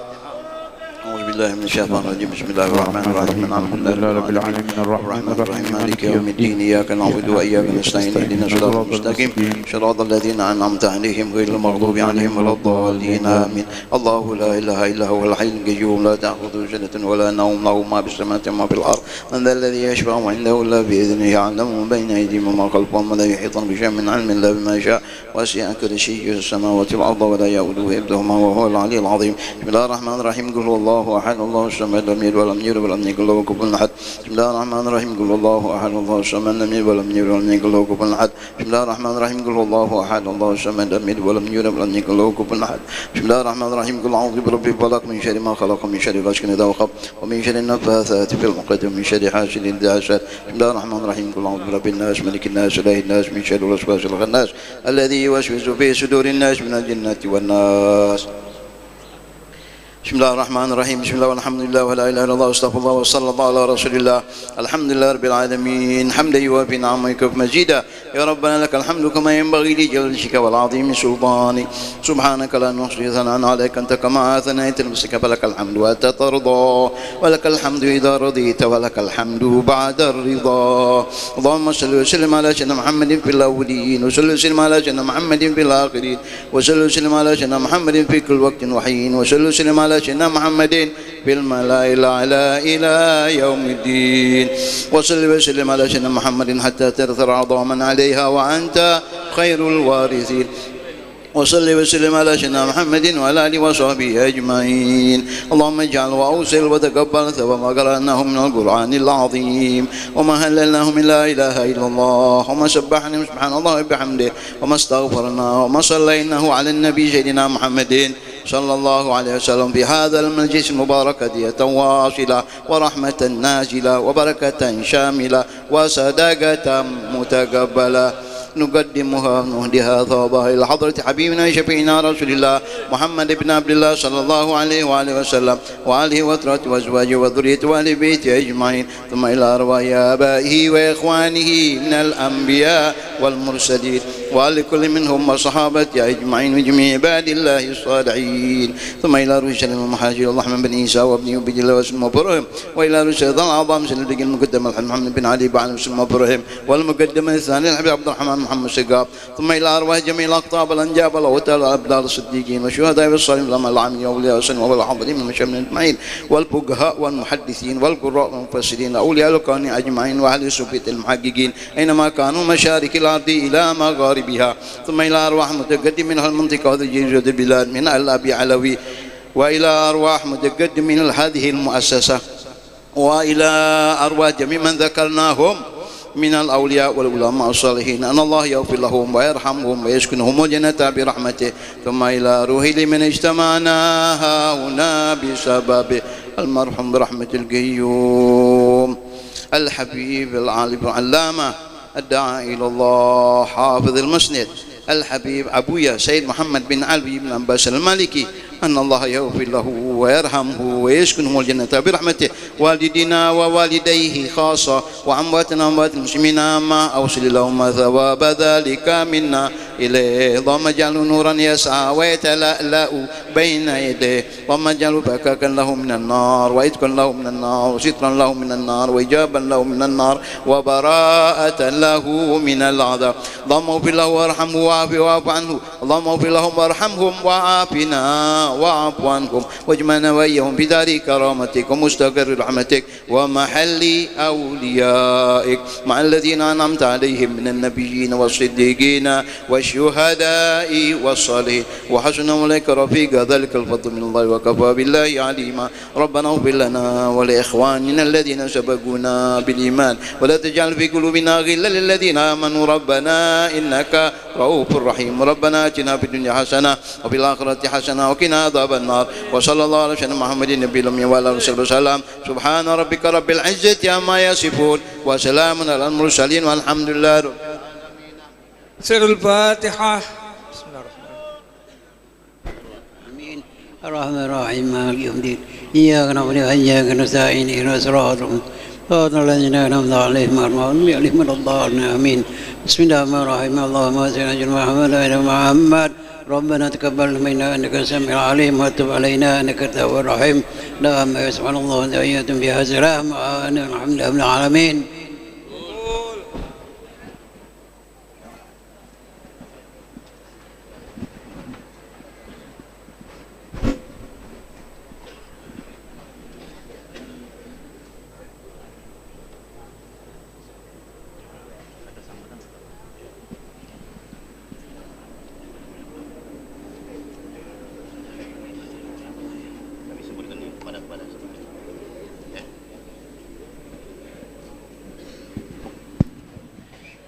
Bismillahirrahmanirrahim. Assalamualaikum warahmatullahi wabarakatuh. Alhamdulillahi rabbil alamin. Wassalatu wassalamu ala asrafil anbiya wal mursalin Sayyidina wa maulana Muhammadin wa ala alihi wa sahbihi ajma'in. Ashhadu an la ilaha illallah wahdahu la syarikalah wa ashhadu anna sayyidina Muhammadan abduhu wa rasuluh. Allahumma salli wa sallim wa karim wa barik ala sayyidina Muhammadin al-fatihi lima ughliq wal khatimi lima sabaq nasiril haqqi bil haqq wal hadi ila siratikal mustaqim wa ala alihi haqqa qadrihi wa miqdarihi al-azim. Amma ba'du. Subhanaka la ilma lana illa ma 'allamtana innaka antal alimul hakim. La haula wala quwata illa billahil aliyil azim. Ahlan wa sahlan wa marhaban bikudumikum hadratul al-mukhtaramin Abuya Sayyidul Walid Habib Hamid bin Umar Al-Habsi, yang terhormat yang kami cintai juga Abuya Habib Umar Abdul Aziz bin Sahab atau yang wakil, Abuya Habib Muhsin bin Abdullah Al-Habsi, yang kami hormati juga dan kami cintai Abuya Habib Muhammad bin Abdullah Al-Habsi, dan Abuya Habib Nagib bin Syekh Abu Bakar, yang kami hormati dan kami cintai juga Al-Habib Abdurrahman bin Hasan Al-Habsi, dan yang kami hormati juga Al-Habib Umar bin Alwi Asgab, yang kami hormati juga Profesor Abuya Yahya Zainul Ma'arif LCMM MA, dan yang kami hormati juga Abuya Habib Sukri bin Syahab, dan tentunya ada juga Habib Saugih bin Abdullah Al-Kab, dan tentunya masih banyak lain para habaib, para asatis, para muallimin, para pecinta Rasulullah sallallahu alaihi wasallam, para tamu undangan, hadirin, hadirat yang tidak dapat kami sebutkan satu persatu namun tidak mengurangi rasa hormat dan takzim kami. Dan juga kami hormati aparatur negara baik TNI maupun sipil yang sempat hadir atau yang mewakili, dan kami ucapkan juga selamat datang kepada kakanda kami Ahmad Rami Ansari Madani MAG, Ketua KPI Kota Palembang, yang mewakili daripada Ibu Wakil Wali Kota kita Palembang yaitu Haja Fitriyanti Di Agustina SHMM, sekaligus menyerahkan bantuan kepada Pondok Pesantren Ariyat. Kami ucapkan selamat datang dan terima kasih atas kehadirannya. Ma'asyiral hadirin, para tamu undangan yang berbahagia, izinkan kami untuk menyampaikan susunan acara kita pada pagi hari yang penuh dengan berkah ini.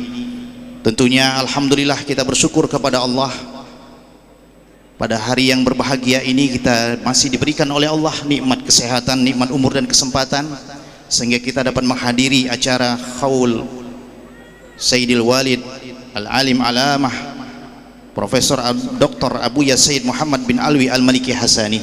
Semoga Allah Subhanahu wa taala menempatkan beliau pada tempat yang paling indah di sisi Allah Subhanahu wa taala. Amin ya rabbal alamin.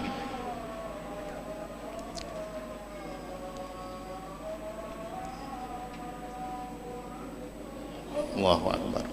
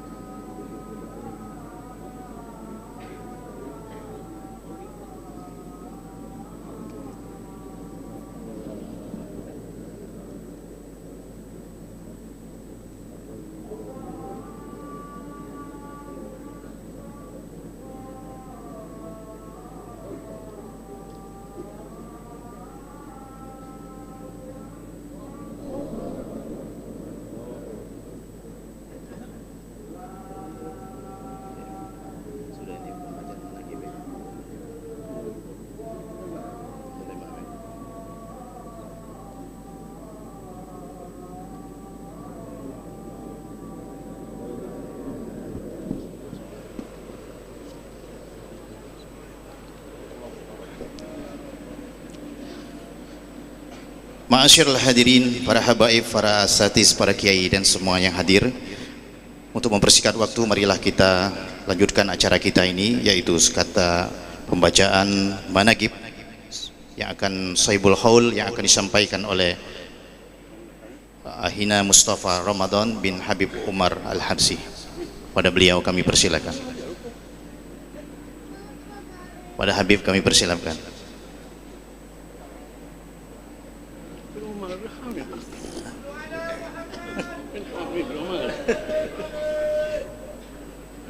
Yang salah ngetik.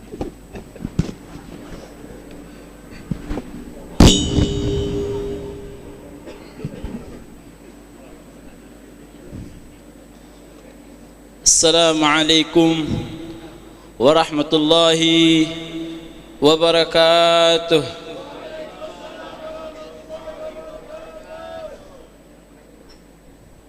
Al-Faqir memohon meminta izin kepada para asatidz, kepada para habaib, kepada para guru-guru dan jami'il hadirin untuk membacakan sekilas daripada manaqib Sahibul Qaul Abuya Sayyid Muhammad Al-Maliki di dalam kitab Ghayatul Amani yang dikarang oleh Sayyid Al-Habib Saleh bin Ahmad Al-Idrus yang sebagai berikut. Bismillahirrahmanirrahim.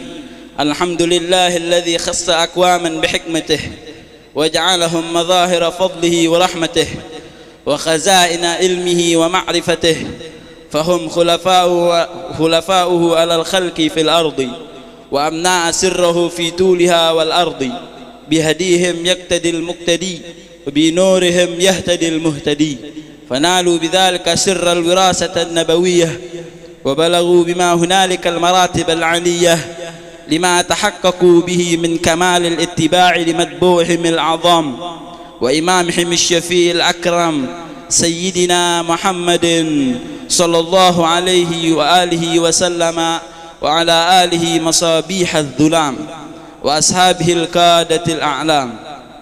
أما بعد فهذه جملة نافعة مفيدة من مناقب أبويا الشيخ الإمام الحبيب محمد بن الإمام علوي المالكي الحسني عاده الله علينا من أسراره وبركاته وعفض علينا بأنواره ونفحاته آمين. نسبه رضي الله عنه هو الشيخ الإمام العلامة محدث الحجاز سليل بيت النبوة السيد أبويا محمد بن السيد علوي بن عباس بن عبد العزيز المالكي المكي الحسني. ينتهي نسبه إلى سيدنا إدريس الأزهر بن إدريس الأكبر بن عبد الله الكامل بن الحسن المثنى بن الحسن السبتي بن الإمام علي زوج السيدة فاطمة الزهراء بنت رسول الله صلى الله عليه وسلم. ولادته رضي الله عنه ولد فضيلة السيد محمد بن علوي المالكي في مدينة مكة المكرمة سنة 1367 هجرية بمحلة القرارة قرب باب السلام الصغير، ونشأ بها نشأة صالحة مرضية على سنن أسلافه الأطهار تحت كنف أبيه وفي محيط النير ممتازا عن نكرانه بعدم العرامة كما تقتضيه الطفولة الجامحة. نشأته رضي الله عنه نشأ وترعرع في مدينة مكة المكرمة. نشأ نشأة دينية تكفل بها والده السيد علوي، فكان مربيا لجسمه وروحه وشيخا لعلمه وفتوحه. تلقى على يد والده مبادئ النحو والفقه والتفسير والحديث وحفظ القرآن الكريم. اشتهر بين زملائه بحسن السلوك ودماسة الأخلاق. صفاته رضي الله عنه طويل القامة أبيض اللون وسيم المطلع والمحيا عزيم الحامة واسع الجبين منبسط الصدر ممتلع الجسم كسر اللحية زادته مهابة ووقارا. يلبس نظارة طبية تفوج هاشته إمامة بيضاء عليها تيلسان. عليه سيم الطهارة والتقوى أنيك الشكل والمظهر وذو رائحة عطرة جميلة عندما تقترب منه تشم رائحة عطر العود والورد. دائما يلبس الثياب البيضاء ويلبس جبة فضفاصة. يقول واصفه: دخلت على السيد محمد المالكي فإذا هو أسبه شيء بالملوك. تعلمه وتدريسه رضي الله عنه تعلم في مكة المكرمة في مدرسة الفلاح ومدرسة تحفيظ القرآن. في حلقات العلم بالمسجد الحرام لدى كبار العلماء الحرمين الشريفين. كانت همته قوية في طلب العلم، ورعاية والده له مكنته من النبوغ مبكرا، فلذلك كان محل تقدير واهتمام مشايخه، وذلك لما لمسوه من سعة إطلاعه وغزارة علمه. فنحوه إجازة بالتدريس والإفتاء بالمسجد الحرام، ونال درجة الدكتوراه بتقدير ممتاز مع مرتبة الشرف الأولى من الأزهار الشريف في الحديث النبوي وعلومه. ورحل السيد محمد المالكي في طلب العلم إلى المغرب ومصر والهند والباكستان، ولقي في رحلاته جملة من أهل العلم واستجاز منهم وأجازوه، وبرز في المسجد الحرام في مقام والده بعد انتقاله إلى الرفيق الأعلى، إذ اجتمع العلماء بعد وفاة والده ب3 أيام في بيته، وكلفوه بتدريس مكان والده الذي توفي يوم الأربعاء 25 من صفر عام 1391 هجرية. مشايخه رضي الله عنه لقد سئل سماحته عن مشايخه ومن أخذ عنهم، فقال: اعلم أن قد لقينا وأخذنا عن خلق كثير وجماعة يطول عددهم من السادة آل بني علوي وغيرهم ممن أدركنا بالحرمين الشريفين، وممن لقيناه حال سفرنا للمغرب ومصر والجزائر وتونس والسودان وإندونيسيا. والظاهر أن لو عددناهم ربما يزيد عددهم على 100 من بين عالم وعارف وأخ صالح.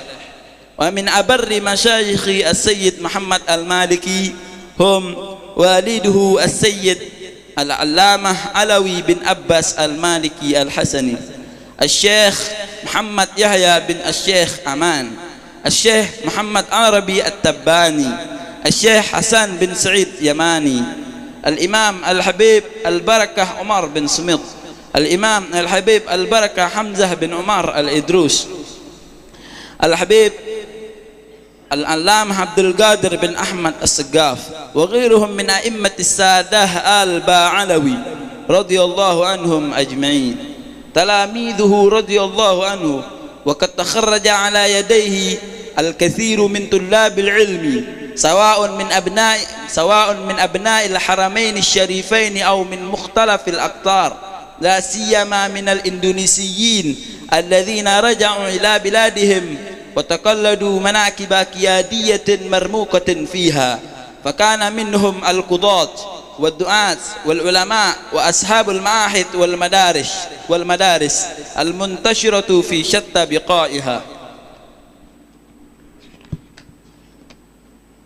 مؤلفاته رضي الله عنه: ألف السيد محمد المالكي في العديد من المباحث العلمية الخاصة بطلب العلم كمصطلح الحديث وعلوم القرآن وأصول الفقه والمناسك والتشريع الإسلامي. ومن تلك المؤلفات القيمة مفاهيم يجب أن تصحح: البشرى في مناكب السيدة خديجة الكبرى، خصائص الأمة المحمدية، أبواب الفرج، شريعة الله الخالدة، كل هذه سبيلي، وغيرها من المؤلفات القيمة المباركة والبحوث المطبوعة والمنشورة. أخلاقه وآدابه رضي الله عنه إنه المثل الأعلى لأخلاق النبوية العالية الكريمة وصفات الكمال الإنساني في كافة نواهيه. كان رضي الله عنه شديد الاهتمام بأمور المسلمين، سليم الصدر لهم، قوي الصبر عليهم، لين الجانب، مخفوض الجناح، سهل الأخلاق، واسع الاحتمال، معاملا بالعلم، خليقا بالمجالس، يظن جليسه أنه أحب الناس إليه. وكان دائما المواصلة لأحبابه وأصحابه ومن يعرفه، ويأخذ معه لهم ما يرمز إلى توثيق الصلة من هدايا وتحف، فيزداد تعلقهم به ومحبتهم له وله مع ذلك هيبة عظيمة في القلوب حتى أنه في بعض الأحوال يكاد أن يتفطر قلب مجالسه من الهيبة. وكان عند حدوث حوادث المزعجة جبلا راسيا لا يكاد يظهر عليه أثر، وكان آخذا بالعفو وآمرا بالمعروف معرضا عن الجاهلين، تعلقه بحضرة جده المصطفى صلى الله عليه وسلم. وقد كان رضي الله عنه شديد التعلق بحضرة جده الأعظم سيدنا محمد صلى الله عليه وسلم في جميع أحواله وشؤونه الخاصة والعامة، فلا يهم بشيء إلا يستخير الله تعالى ويجعل وسيلته في الاستخارة جده الأكرم صلى الله عليه وسلم. وكان له عادة إقامة الحفلة المولدية كل شهر مرة أو مرتين. ومن شدة تعلقه برسول الله صلى الله عليه وسلم أنه اتخذ بالمدينة المنورة بيتين مباركين يجعلهم محلا للتعليم والإرشاد. ومن عادته رضي الله عنه أنه يزور قبر جده الأكرم سيدنا محمد صلى الله عليه وسلم في الأوقات الممكنة وفي السهر، وكذلك يزور البقيع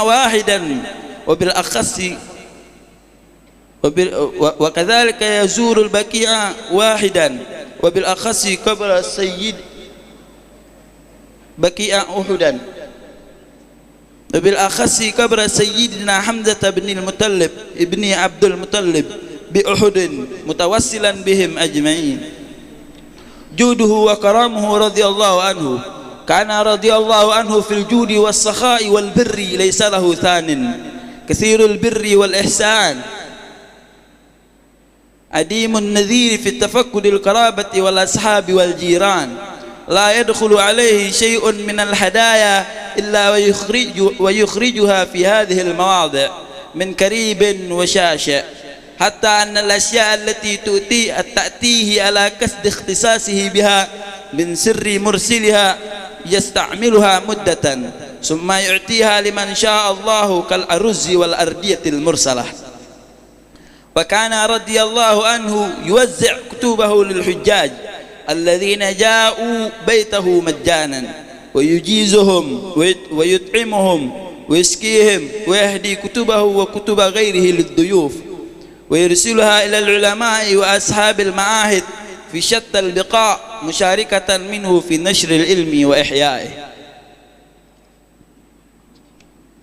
أولاده رضي الله عنه، وعقب الإمام السيد محمد بن علوي المالكي أولادا ذكورا 7، وهم عبد الوهاب أكبرهم مات صغيرا، وأحمد وهو الذي قام مقامه حاليا، وعبد الله وعلوي وعلي وحسن وحسين، وعددا من البنات جعلهم الله خير خلف لخير سلف وقرة أعين لأبيهم وجدهم المصطفى صلى الله عليه وسلم. انتقاله إلى الرفيق الأعلى، انتقل سيد محمد المالكي إلى رحمة الله تعالى فجر الجمعة 15 رمضان سنة 1425 هجرية بعد مرض مفاجئ، ودفن في مكابر المعلة بجوار مقبرة أم المؤمنين السيدة الجليلة خديجة بنت خويلد رضي الله عنها.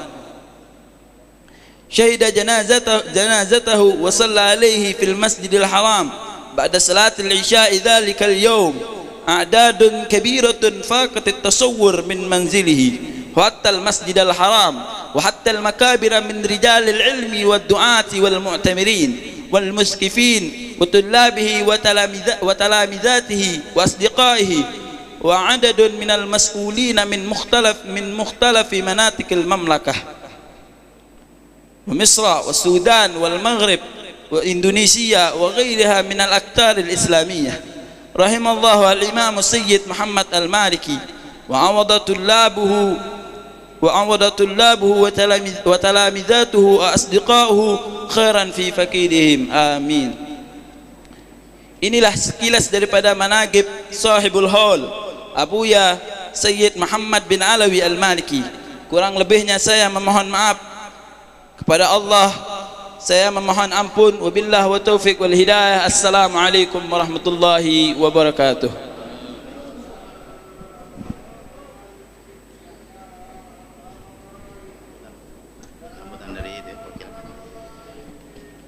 Ma'asyiral hadirin wa zumratal mu'minin rahimakumullah, para habaib, para asatidz, para tamu undangan yang berbahagia, demikianlah pembacaan manaqib Shahibul Qaul yang tadi disampaikan oleh Al-Habib Mustafa Ramadan bin Habib Hamid bin Umar Al-Habsi. Acara selanjutnya yaitu kata sambutan. Sambutan yang pertama akan disampaikan oleh Al-Habib Muhammad Hasan bin Habib Hamid bin Umar Al-Habsi. Kepada beliau waktu dan tempat kami persilakan. Sallu ala Nabi.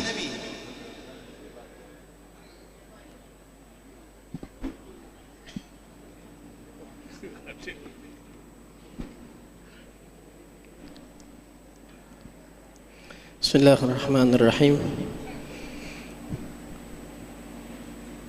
Walillahi darul imam Al-Habib Abdullah bin Ali Al-Haddad haitsu qala في توصيف العلماء والأولياء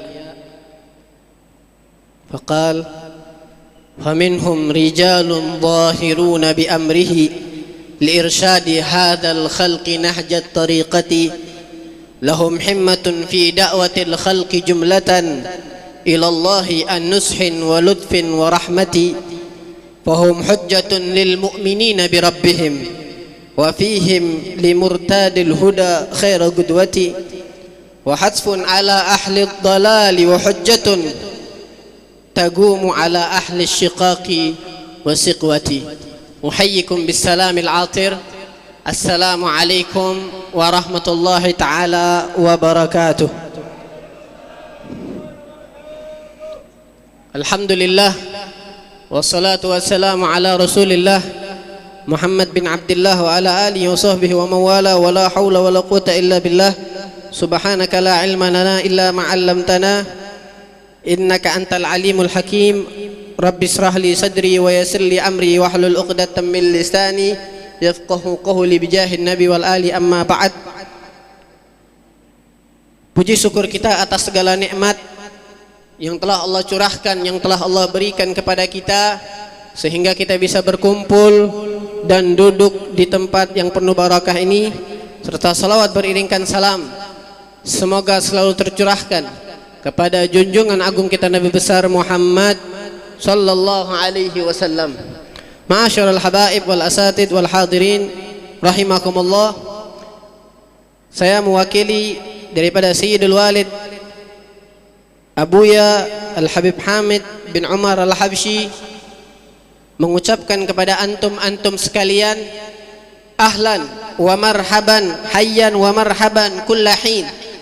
Ya dhi wasaltum ilayna minkum zairin, asa bijahi salaf wa jahi tahal amin, yaqdi lakum kulla hajatin bilhana dhafirin, yu'tikumul mu'ti ar-rahmanu dunya wa din, washabukum kulluhum fi sa'fana dakhilin, fi zumratil haq zumrati sayyidil mursalin, man habba qauman khalathum haqqun waqi' yaqin. Kami ucapkan terima kasih semua kepada antum-antum yang telah menyempatkan waktu, yang telah mengorbankan waktunya untuk guna hadir di dalam tempat kami ini, di dalam peringatan hall guru kita bersama, yaitu Imamul Haramain Muhaddisul Hijaz Abuya Sayyid Muhammad bin Alawi Al-Maliki Al-Hasani. Semoga kita semua mendapatkan keberkahan beliau, mendapat nafhat dari beliau, mendapat nadrah dari beliau. Amin ya rabbal alamin. Peringatan hall semacam ini tidak serta-merta hanya karena walak kita atau hanya karena cinta kita kepada sahibul hall. Dan begitu juga peringatan-peringatan hall yang lainnya, peringatan ajdaduna wa masyayikhuna, tidak serta-merta karena itu. Tapi ini mengingatkan kepada kita bahwasanya thariqah yang benar, thariqah yang harus kita lalui adalah thariqah ajdaduna wa masyayikhuna. Banyak dari kita sekarang terlena dengan modernisasi yang terjadi di muka bumi ini, tepatnya di sekeliling kita, sehingga kita mengebelakangkan thariqah al-Ba'alawi, mengebelakangkan thariqah Alawiyah dan mengedepankan kemodernisasi yang kita miliki. Bukan berarti kita terhalang dengan hal tersebut, akan tetapi jangan bertentangan dengan thariqah yang telah diajarkan oleh ajdaduna, yang telah diajarkan oleh masyayikhuna. Sebagaimana Al-Habib Ahmad bin Hasan Al-Attas, beliau pernah berkata, ittabi'us salaf sayaftahullahu lakum alfi babin minal faham. Ikutilah para salaf, mulai dari akhlak kita, mulai dari ilmu kita, mulai dari cara berpakaian kita, bahkan adat kebiasaan kita harus seperti salaf kita. Karena itulah Allah akan bukakan kita semua kebahagiaan di dunia sebelum di akhirat. Kemudian salam penghormatan kami tidak lupakan kepada segenap para tetamu yang hadir di tempat ini, baik dari kota Palembang ataupun yang datang dari luar kota Palembang, seperti kota Jambi, Bangka, Bogor, Tangerang, dan begitu juga ada sebagian tamu kita yang datang dari negeri jiran yaitu Malaysia, Singapura dan yang lain-lainnya. Kami ucapkan jazakumullahu khairal jaza. Tidak lupa juga salam penghormatan kami, ucapan terima kasih kami peruntukkan kepada guru-guru kita, kepada habaib kita yang telah duduk bersama kita, yang karena mereka insyaallah rahmat tidak akan putus dari tempat ini. Abuya Al-Habib Hamidun Nagib bin Syekh Abi Bakar bin Salim, wal Habib Syauqih Al-Kab, wal Habib Abdullah As-Segaf, wal Habib Ali Al bin Hamid, wa jami'ul habaib, dan begitu juga tamu mulia kita Al-Ustaz Al-Ustaz Buya Yahya, semoga kita doakan. Begitu juga segenap jajaran pemerintah, baik sipil maupun TNI dan yang lain-lainnya, kita doakan bersama semoga guru-guru kita dan pemerintahan kita dilancarkan urusannya oleh Allah Subhanahu wa taala. Guru-guru kita, habaib kita, siban kita dipanjangkan umurnya oleh Allah Subhanahu wa taala, dipanjangkan dalam keadaan sehat wal afiat, dilancarkan urusannya, digabul hajat-hajatnya, amin ya rabbal alamin. Nazaltum fi manazilina fazadat bikum syarafan tadha'afa bin nuzuli. Selanjutnya, wa akhiran nahnu biwasfina sahibil bait naqulu lakum min suwaida'i dhamirina fama salimna qawlan wa fi'lan wa tarhiban wa takriman min hafawatin wa akhta'. Narju minkum an tamudduna yadal afwi war ridha asa min Allah subhanahu wa ta'ala yujazina bil ata' wa ma'a qusuri zadina wa qilati zadina nattakil Allahi khairul jaza. Selanjutnya kami memohon maaf kepada antum sekalian atas segala kesalahan yang terjadi, baik penempatan ataupun jamuan ataupun tempat yang lain, ataupun nanti penempatan, baik perkataan, kesalahan berupa perkataan, perbuatan, penyambutan yang lain-lainnya. Kami memohon maaf kepada antum sekalian. Semoga tidak keluar kita dari tempat ini kecuali dosa-dosa kita diampuni oleh Allah Subhanahu wa taala. Derajat kita diangkat oleh Allah Subhanahu wa taala, dijadikan kita sebagai orang yang lebih cinta kepada salaf-salaf kita dan digolongkan diikut bersama mereka. Amin ya rabbal alamin. Hakadha minni wal afu minkum. Wassalamualaikum warahmatullahi taala wabarakatuh.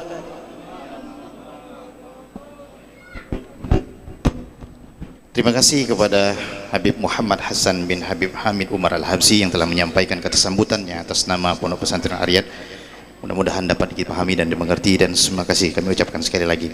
Acara selanjutnya yaitu kata sambutan yang kedua, yaitu yang akan mewakili daripada Ibu Wakil Wali Kota Palembang Haja Fitriandi Agustina SHM yang akan disampaikan oleh kakanda kami Ahmad Romi Ansori Madani MAG, Ketua KPI Kota Palembang. Waktu dan tempat kami persilakan.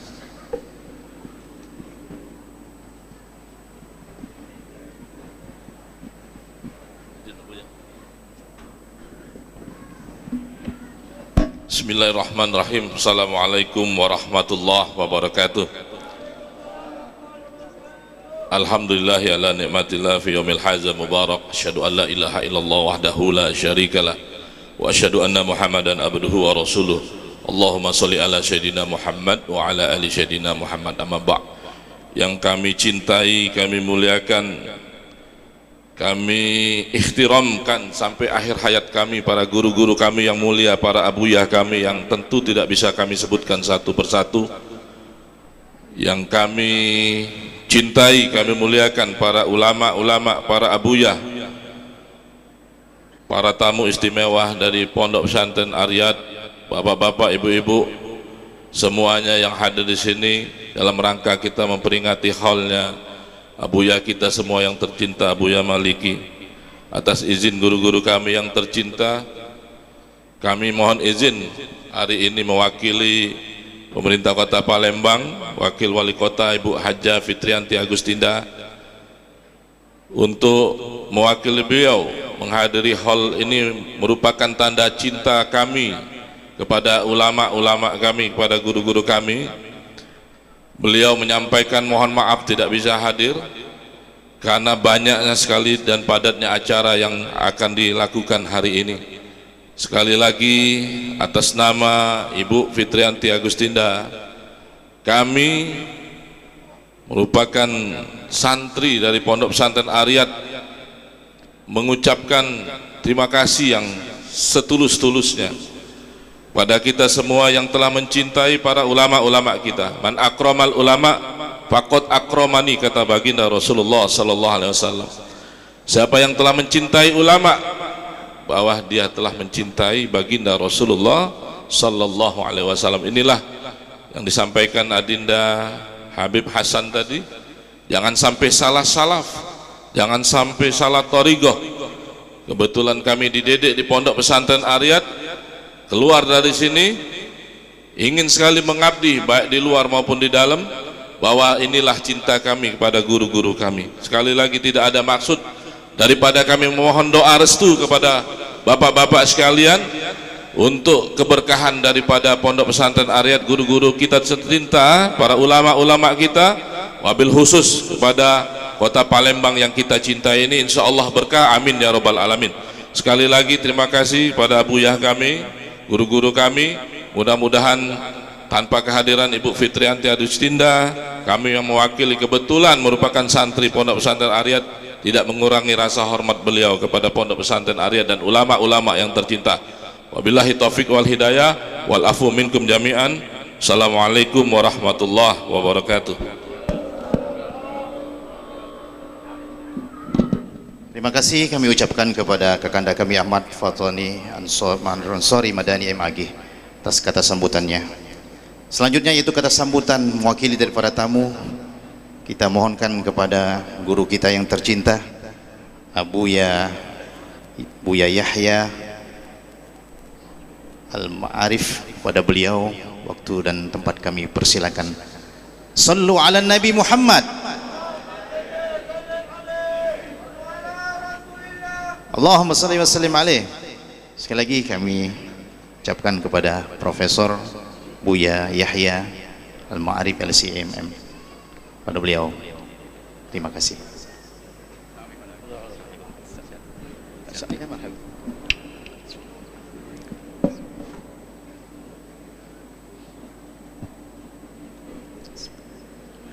Bismillahirrahmanirrahim. Assalamualaikum warahmatullahi wabarakatuh. Alhamdulillah wa syukru lillah, wassalatu wassalamu ala rasulillah habibina sayyidina Muhammad ibn Abdullah wa ala alihi wa ashabihi wa mawalah. Amma ba'd. Yang sangat kami cintai para habaib dzurriyyah baginda Nabi Muhammad sallallahu alaihi wasallam, para alim ulama, penerus baginda Nabi, dan para pecinta-pecinta baginda Nabi.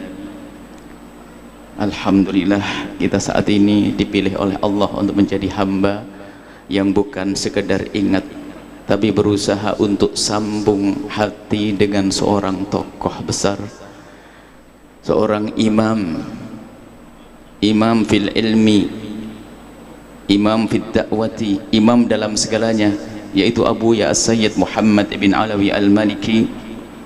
Kalau ingin melihat beliau nggak usah jauh-jauh ke Makkah. Ini sedikit sekelumit muqaddimah, cukuplah pergi ke Palembang, kita akan ketemu dengan para habaib, ada Abuya Habib Hamid, ada Abuya Habib Umar, dan masih banyak yang lainnya. Kalau kita melompat ke Bogor sana ada Habibana Nagib, kalau kita ke Jawa tidak saya kami sebut semuanya, ini hanya sekedar contoh saja. Kalau kita pergi ke Jawa Tengah nanti ada Habibana Thohir, dan juga nanti ada Kiai Taifur. Kemudian kalau kita pergi ke Jawa Timur lagi, Masya Allah di sana ada orang-orang besar, semuanya adalah buah daripada jerih payah Abuya Sayyid Muhammad Al-Maliki. Di sana ada Sayyid Ahmad bin Husain Asqaf, di sana juga ada Abuya Habib Zain Baharun, di sana ada Habib Muhammad Al-Haddad, di sana ada Habib Abdullah Mullah Haila, di sana Habib, masih banyak. Kalau kita melihat pergi ke penjuru dunia Indonesia ini, kita akan menemukan Abuya Maliki, maksudnya buah daripada perjuangan Abuya Al-Maliki. Itu sudah sangat cukup kalau orang mau melihat. Sungguh beliau adalah orang besar. Orang besar beruntung siapapun yang sambung dengan beliau. Maka sungguh sangat beruntung di tempat ini saja ada, Masya Allah, para habaib luar biasa, ini murid-murid beliau. Dan juga kita yang tidak sempat belajar dengan Abuya Sayyid Muhammad Maliki, alhamdulillah kita diberi kesempatan untuk belajar dari murid-murid beliau. Jadi kalau kita rentetan sanad ya, kita harus menyamakan frekuensi dulu, Bib. Yang kecil-kecil pengen nempel-nempel. Kita adalah belajar daripada Abuya Habib Hasan Baharun. Kemudian di situ ada Habib Ahmad bin Husain Asqaf, dan juga Habib Soleh Ali Idrus, dan masih banyak, Masya Allah. Dan yang di sini ini semuanya kita satu frekuensi, bahwasanya kita ingin sambung dengan Abuya Sayyid Muhammad Al-Maliki. Cuman kita harus tahu tujuannya untuk apa. Kita ngadakan hal untuk apa? Ini harus kita sadari, bukan hanya sekedar gebiar sesaat. Kita harus punya tahu tujuan yang serius, yang benar-benar. Apa sih yang dimaksud dengan acara hal ini? Hal bukan mengingat kematian. Kematian seseorang bikin sedih. Hal ini ingin menghidupkan kembali orang yang telah meninggal dunia. Abuya Sayyid Muhammad Maliki, yuk kita hidupkan di hati kita, agar kita sambung dengan beliau dengan mengadakan acara yang semacam ini. Sambung dengan Abuya Sayyid Muhammad untuk apa? Kita harus tahu dalam tujuannya. Karena kita punya keyakinan bahwasanya beliau adalah imam yang menyambungkan kita kepada baginda Nabi.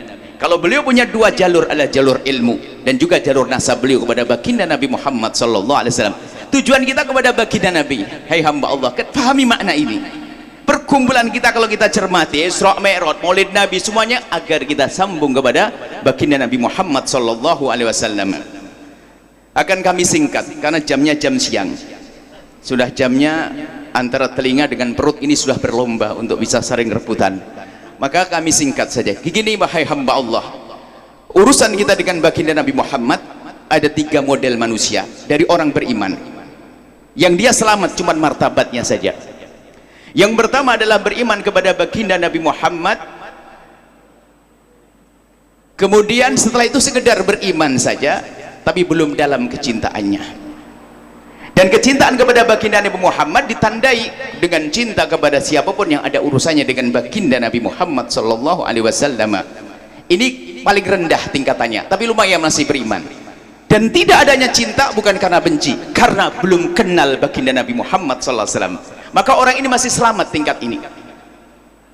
Jadi orang hanya beriman kemudian tahu Nabi Muhammad sebagai Nabi, tapi tidak ada benci. Kalau dikasih tahu tentang keutamaan Nabi, keutamaan orang yang sambung dengan Nabi, keutamaan sahabat Nabi, terkagum. Keutamaan ahli bait Nabi, terkagum. Ini orang adalah tingkat dasar, tapi masih lumayan selamat. Tingkat yang kedua adalah orang yang sudah membangun cinta. Lah kita semoga ini golongan kita ini masuk di sini, jangan yang paling rendah. Golongan yang kedua adalah golongan yang berusaha membangun kecintaan kepada baginda Nabi dengan mengenal para dzurriyyah baginda Nabi, sahabat Nabi, ulama Nabi. Kayak seperti ini tujuannya adalah untuk menyuburkan cinta kita kepada baginda Nabi Muhammad sallallahu alaihi wasallam. Ibaratnya kalau kita melihat Nabi langsung tidak bisa, akan tapi kita melihat sesuatu yang sambung kepada baginda Nabi Muhammad sallallahu alaihi wasallam. Jadi selama ini kita perjuangkan tak yang kedua. Jadi kalau kita ini hanya memperjuangkan cinta agar kita mencintai baginda Nabi, baik melalui tadi yang kami sebutkan sahabat Nabi atau ahli bait Nabi, itu ternyata masih martabat yang harus kita tingkatkan lagi. Jadi kalau kita mencintai Nabi, tentu kita akan sambung dengan sahabat Nabi sallallahu alaihi wasallam dan juga ahli bait Nabi Muhammad. Sahabat Nabi sudah selesai kisahnya. sudah wafat, dan yang dinukil kepada kita adalah riwayat-riwayat ilmu. Maka jangan sampai kita putus dengan sahabat Nabi, karena putus dengan sahabat Nabi hakikatnya putus dengan Nabi Muhammad sallallahu alaihi wasallam.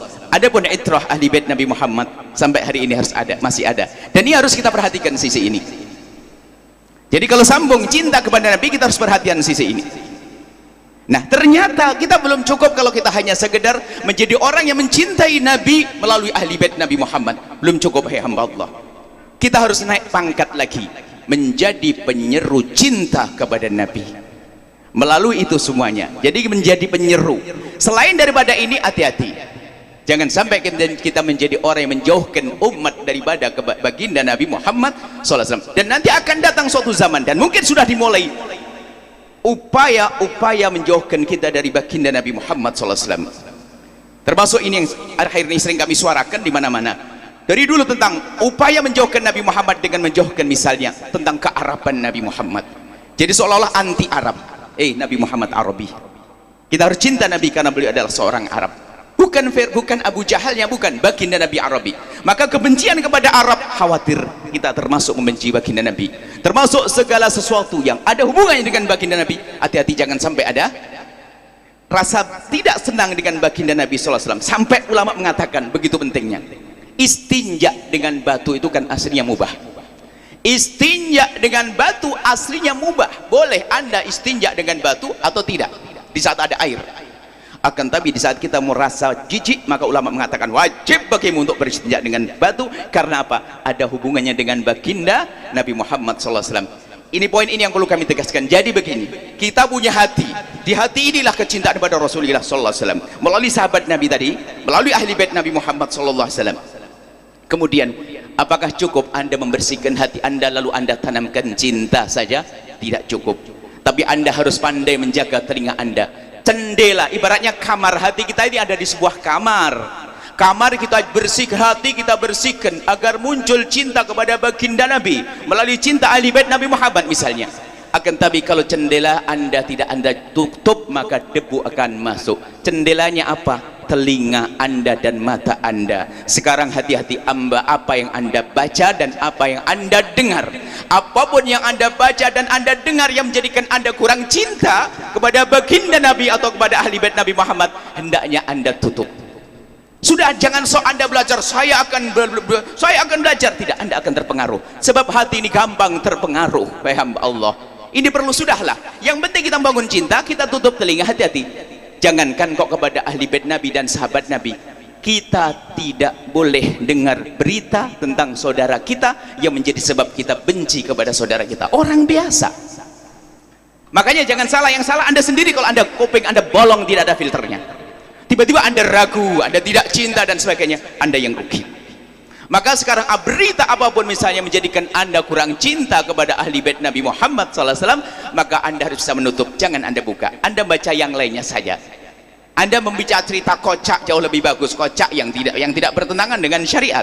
Atau Anda melihat konten-konten tentang nanam kebun, Anda besok bisa bercocok tanam. Atau miara ayam, besok Anda bisa miara ayam. Daripada Anda mendengar berita yang menjadi sebab hati Anda berubah. Kalau sudah hati berubah, na'udzubillah, Anda tidak jadi golongan tiga tadi. Tidak golongan pertama, kedua, ketiga. Yang ketiga apa tadi? Menyeru kepada kebaikan. Kedua, mencintai. Menyeru kepada cinta. Jadi kita harus naik pangkat, ya hamba Allah ini, para perindu ridha Allah. Kita harus menjadi penyeru kepada mahabbah. Bukan sekedar Anda mencintai. Tidak cukup Anda sampai derajat mencintai, oh aku sudah mencintai, belum cukup. Anda harus melangkah kepada upaya untuk menjadikan orang lain mencintai baginda Nabi Muhammad melalui jalur-jalur yang kami sebutkan, jalur sahabat Nabi. Maka kalau Anda mendengar berita tentang sahabat Nabi yang menjadikan hati Anda tidak senang, tutup. Kalau Anda mendengar berita tentang ahli bait Nabi Muhammad menjadikan Anda tidak senang, Anda tutup. Anda harus cerdas. Dan musuh Allah selalu begitu, selalu berupaya bagaimana kita tuh jauh dari Nabi Muhammad. Makanya upaya menjauhkan dari sahabat Nabi, tujuannya jauh dari Muhammad. Jauhkan ahli bait Nabi Muhammad, menjauhkan dari Nabi Muhammad sallallahu alaihi wasallam. Ini mungkin yang perlu kami sampaikan. Saya teringat ujung-ujung di akhir pungkasan ada dua kisah. Yang pertama kisah Abu Nawas. Abu Nawas itu di saat diundang Harun ar-Rasyid, jam-jam begini, Diundang orang jam begini, rupanya karena kata khalifah dikasih qasidah lagi. Hadrowan. Lagu pertama, lagu kedua. Di saat lagu ketiga Abu Nawas apa? Ya khalifah, suara piring lebih merdu daripada. Baik, ini kisahnya biar melek sedikit. Kisah terakhir adalah suri toladan. Imam Ahmad bin Hanbal. Tolong dengar. Imam Ahmad bin Hanbal itu adalah di saat membela akidah terdolim oleh penguasa. Dalam beberapa generasi dibelenggu, dipukuli, di musim dingin disiram air segala macam. Imam Ahmad manusia, ada marah, ada dendam, cuman bendanya orang alim itu akan cepat berubah. Ada marah, sehingga belenggu atau rantai yang dibawa disimpan, sampai ngomong kepada murid-muridnya, kalau aku mati nanti tolong kubur itu rantai untuk aku gunakan bahan untuk menuntut orang yang telah mendolimi aku. Akhirnya apa? Setelah Imam Ahmad dibebaskan, tiba-tiba dari khalifah yang berkuasa bertemu dengan Imam Ahmad, dengar Imam Ahmad marah sepanjang itu, minta maaf. Imam Ahmad bin Hanbal, maafkan aku, maafkan aku dengan kesalahanku yang lalu. Imam Ahmad yang semula marah melihat wajahnya, kemudian rantai diturunkan lalu berkata, demi Allah engkau telah aku maafkan, dan ayahmu dan juga ayah-ayahmu telah aku maafkan. Karena aku melihat engkau, kalau aku baca ke atas, engkau adalah cucunya Sayyidina Abbas bin Abdul Muttalib. Jadi karena ada hubungan dengan Nabi langsung beres, nggak ada dendam, nggak ada ini. Itu saja mungkin pesan kami, tolong jaga hati semuanya ya. Ini saja kami mohon maaf, mohon doa selalu. Ini kesempatan banyak ulama, jadi nanti habis ini kita duduk dengan beliau biar saya cewek kurang benernya diluruskan. Kita sedikit insyaallah ulama gambir, para abuya kita. Ini saja, mohon maaf semuanya. Nuhibbukum billah, ayo kuatkan kecintaan kepada baginda Nabi dan jangan sampai ada keraguan-keraguan, dan semoga kita mempertemukan kelak di surga bersama baginda Nabi dan para ulama habaib dan para ulama baginda Nabi Muhammad sallallahu alaihi wasallam. Allah a'lam bishawab. Assalamualaikum warahmatullahi wabarakatuh.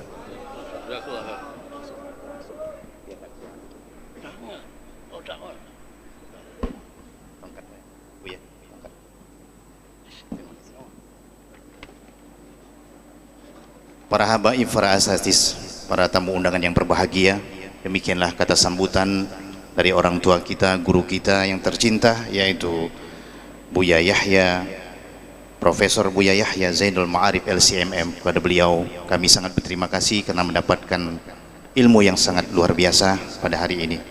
Semoga Allah Subhanahu wa taala memberikan selalu kesehatan kepada beliau dan selalu memberikan, ngabulkan hajat beliau dan selalu berikan perlindungan dari Allah Subhanahu wa taala. Amin ya rabbal alamin. Hadirin jamaah sekalian, acara selanjutnya yaitu Mau'izatul Hasanah yang akan disampaikan oleh guru kita Al-Habib Bagir bin Yahya Al-Kaf. Kepada beliau kami persilakan.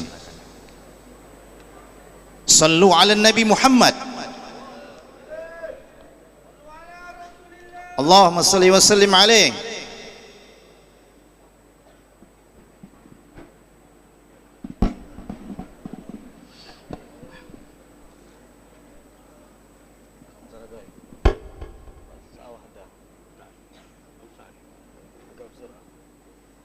Assalamualaikum warahmatullahi wabarakatuh.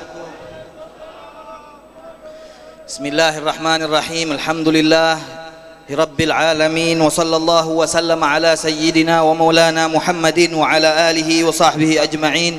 Subhanaka la ilma lana illa ma 'allamtana innaka antal alimul hakim. Rabbi shrah li sadri wa yassir li amri wahlul 'uqdatam min lisani yafqahu qawli wasaddid lisani wahdi qalbi bijahin nabi. Pertama-tama mari kita panjatkan puji syukur kehadirat Allah Subhanahu wa taala yang telah mengumpulkan kita pada siang hari ini. Mudah-mudahan kehadiran kita menjadi penyebab turunnya rahmat dari Allah Subhanahu wa taala. Begitu pula tidak lupa kita sampaikan salam hormat kita yang teristimewa kepada para habaib, kepada para muhibbin, kepada para ulama-ulama yang telah hadir pada siang hari ini. Wabil khusus ada Mudirul Ma'had Ar-Riyadh Al-Habib Abuya Hamid Ibn Umar Al-Habshi wal Habib Mudir Ma'had Inad Al-Habib Hamid Al-Nagib Ibn Muhammad bin Hamid bin Syekh Habib Bakar bin Salim. Wabil khusus Al-Habib Muhammad bin Abdullah Al-Habshi, kadhalik Al-Habib Muhsin bin Abdullah Al-Habshi, wa kadhalika sairul ulama Dan juga tidak lupa kami sampaikan terima kasih yang sebesar-besarnya kepada kehadiran para tamu-tamu baik dari dalam negeri atau dari luar negeri.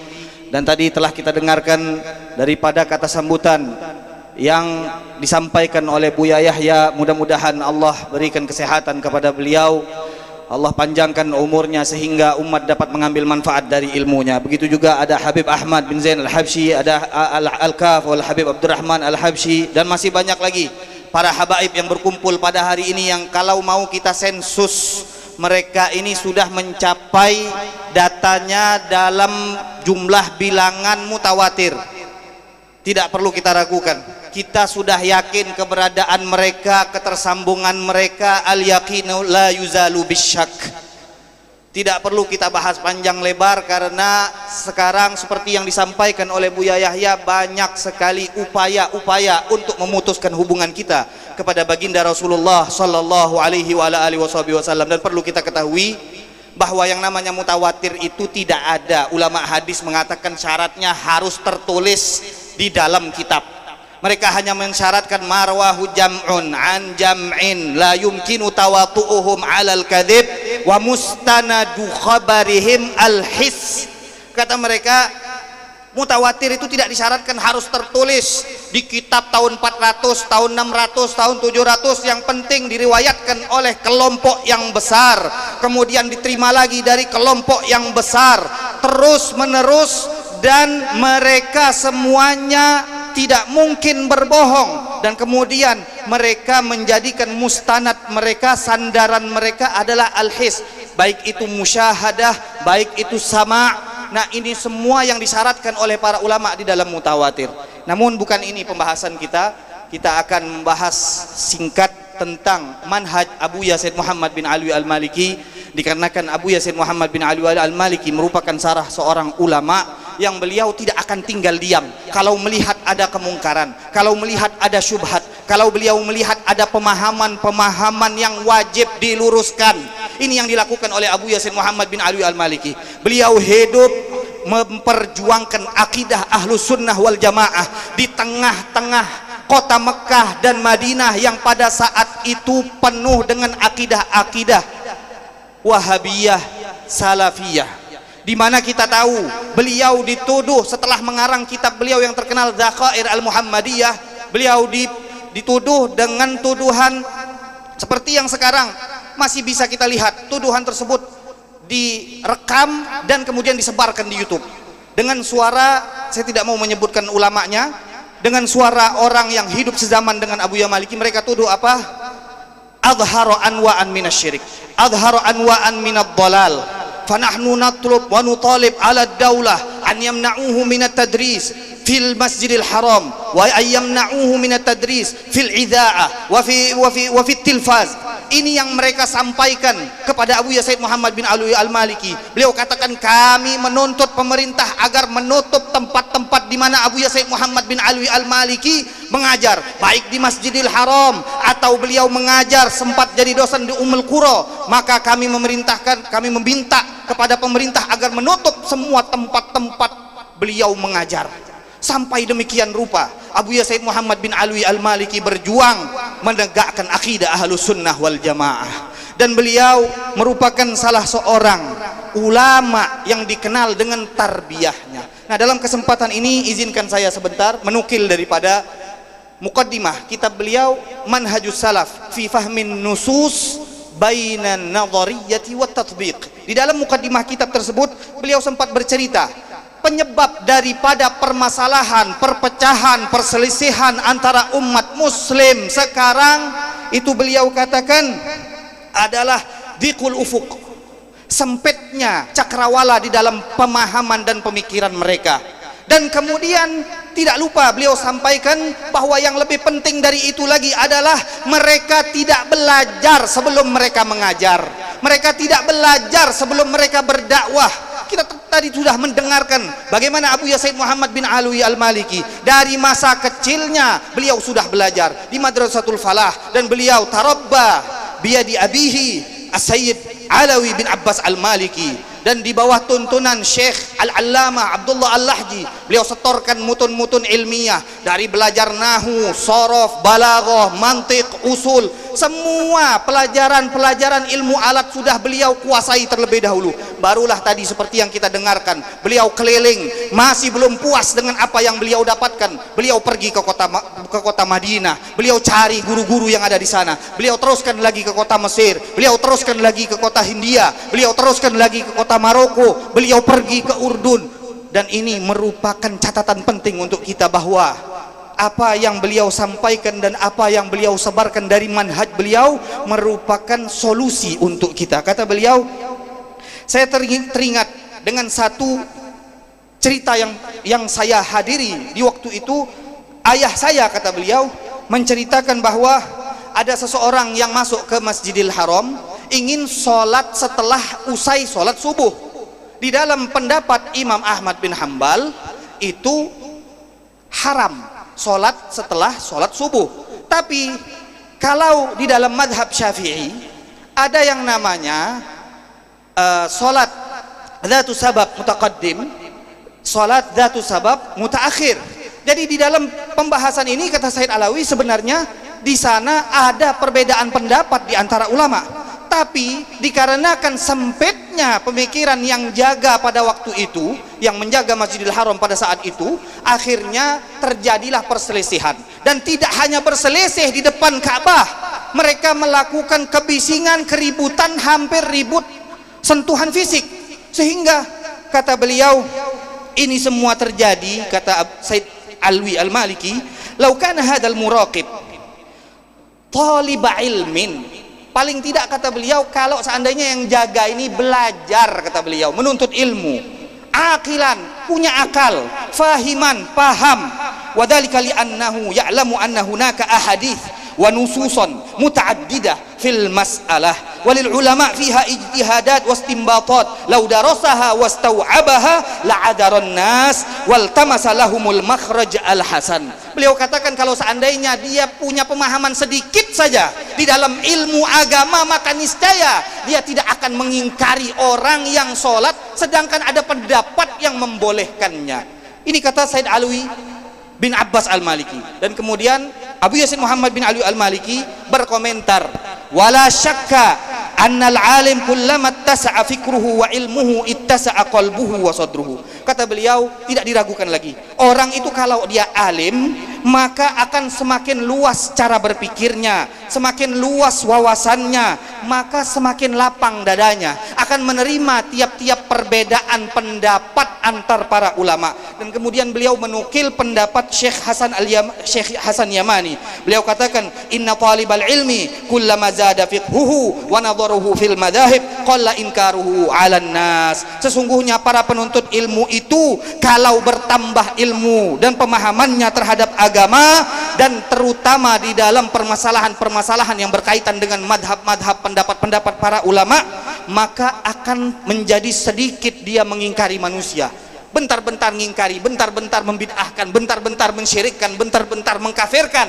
Itu dikarenakan sempitnya wawasan mereka dan kurangnya pemahaman mereka terhadap agama. Dan terakhir Abu Yazid Muhammad bin Ali Al-Maliki mengatakan bahwa wahakada, ini manhaj yang beliau ajarkan kepada murid-muridnya. Beliau kurang lebih di sini ada ikhtisar, beliau singkat dan beliau ringkas. Beliau katakan, wa hakadha kana masyayikhuna al-haram min a'immatil ilmi bil masjidil haram wa ala hadzal manhaj al-mu'tadil al-wasat syekhuna Syekh Muhammad al-Arabi at-Tabbani wa syekhuna Syekh Muhammad Yahya Aman wa Syekh Said Ishaq Azuz wa syekhuna Said Muhammad Amin Kutbi wa ghairuhum. Apa kata beliau? Manhaj mereka yang pertama disebutkan oleh Abu Yah, ilmun wasi'. Ilmu dulu kau tuntut seluas-luasnya, barulah kemudian engkau berdakwah, barulah kemudian engkau mengajar. Kemudian beliau mengatakan, wa nadharun daqiq, analisa yang sangat teliti, kata beliau.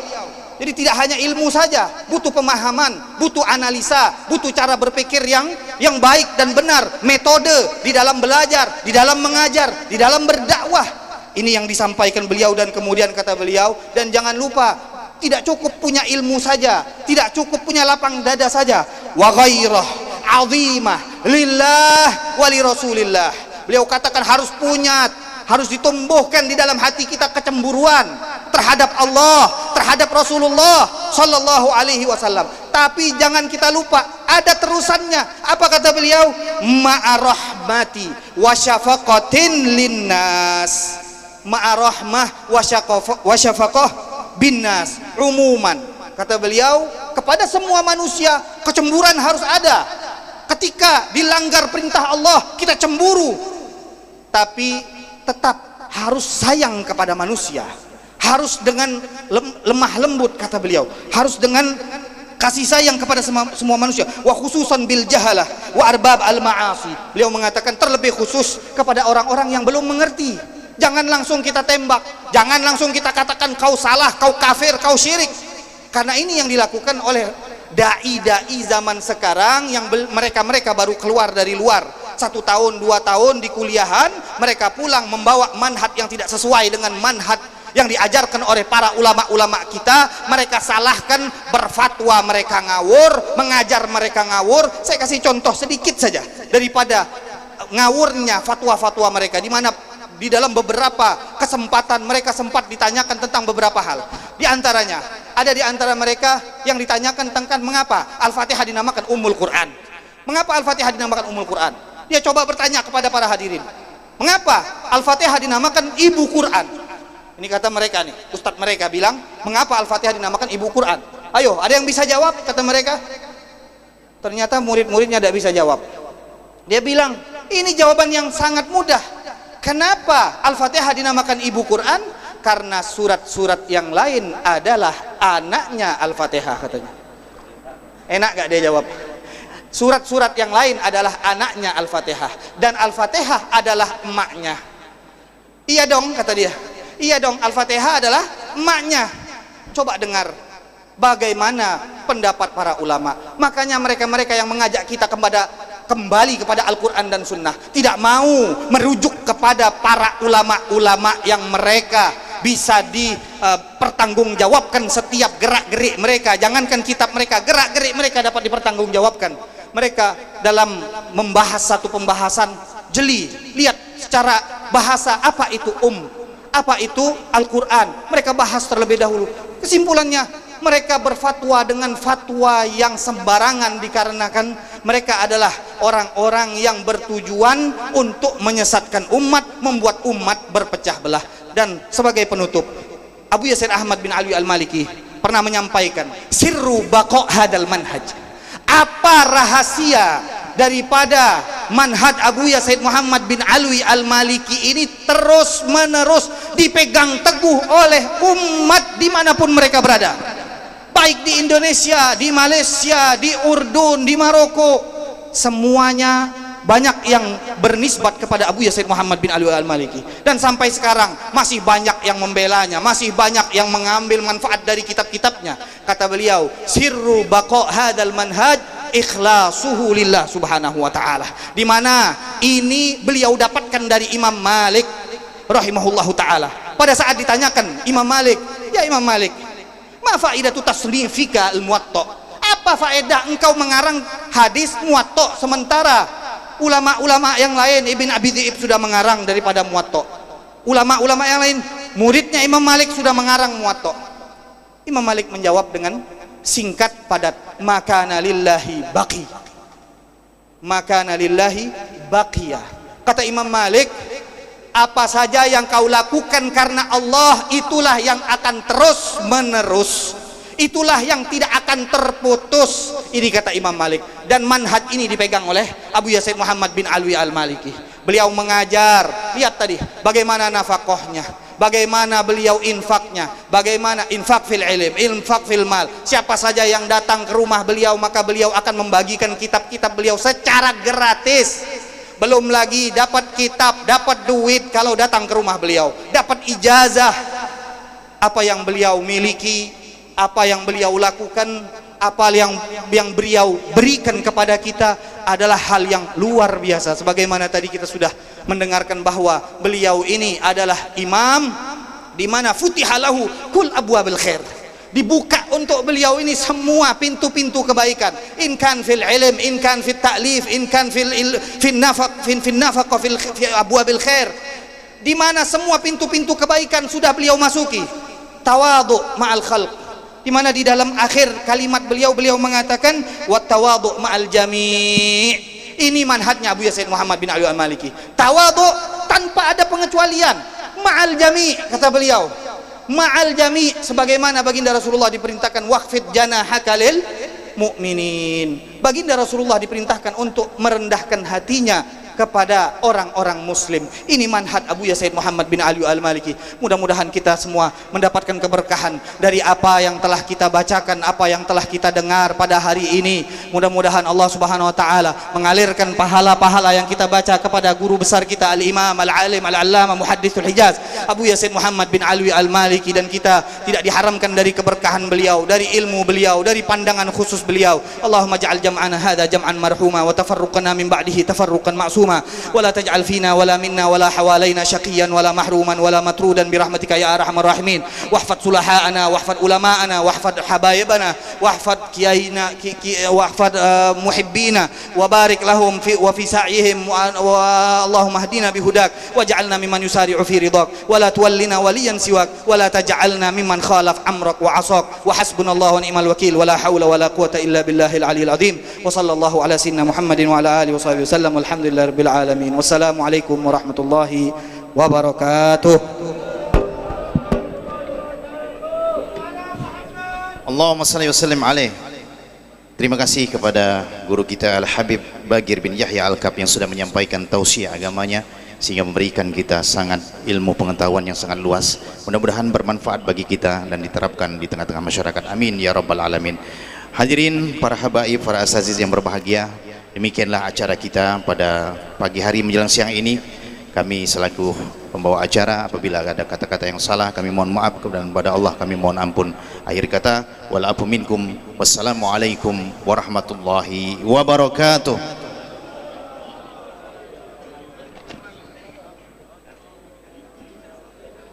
Salat duhur berjamaah, yang di panggung tetap di panggung.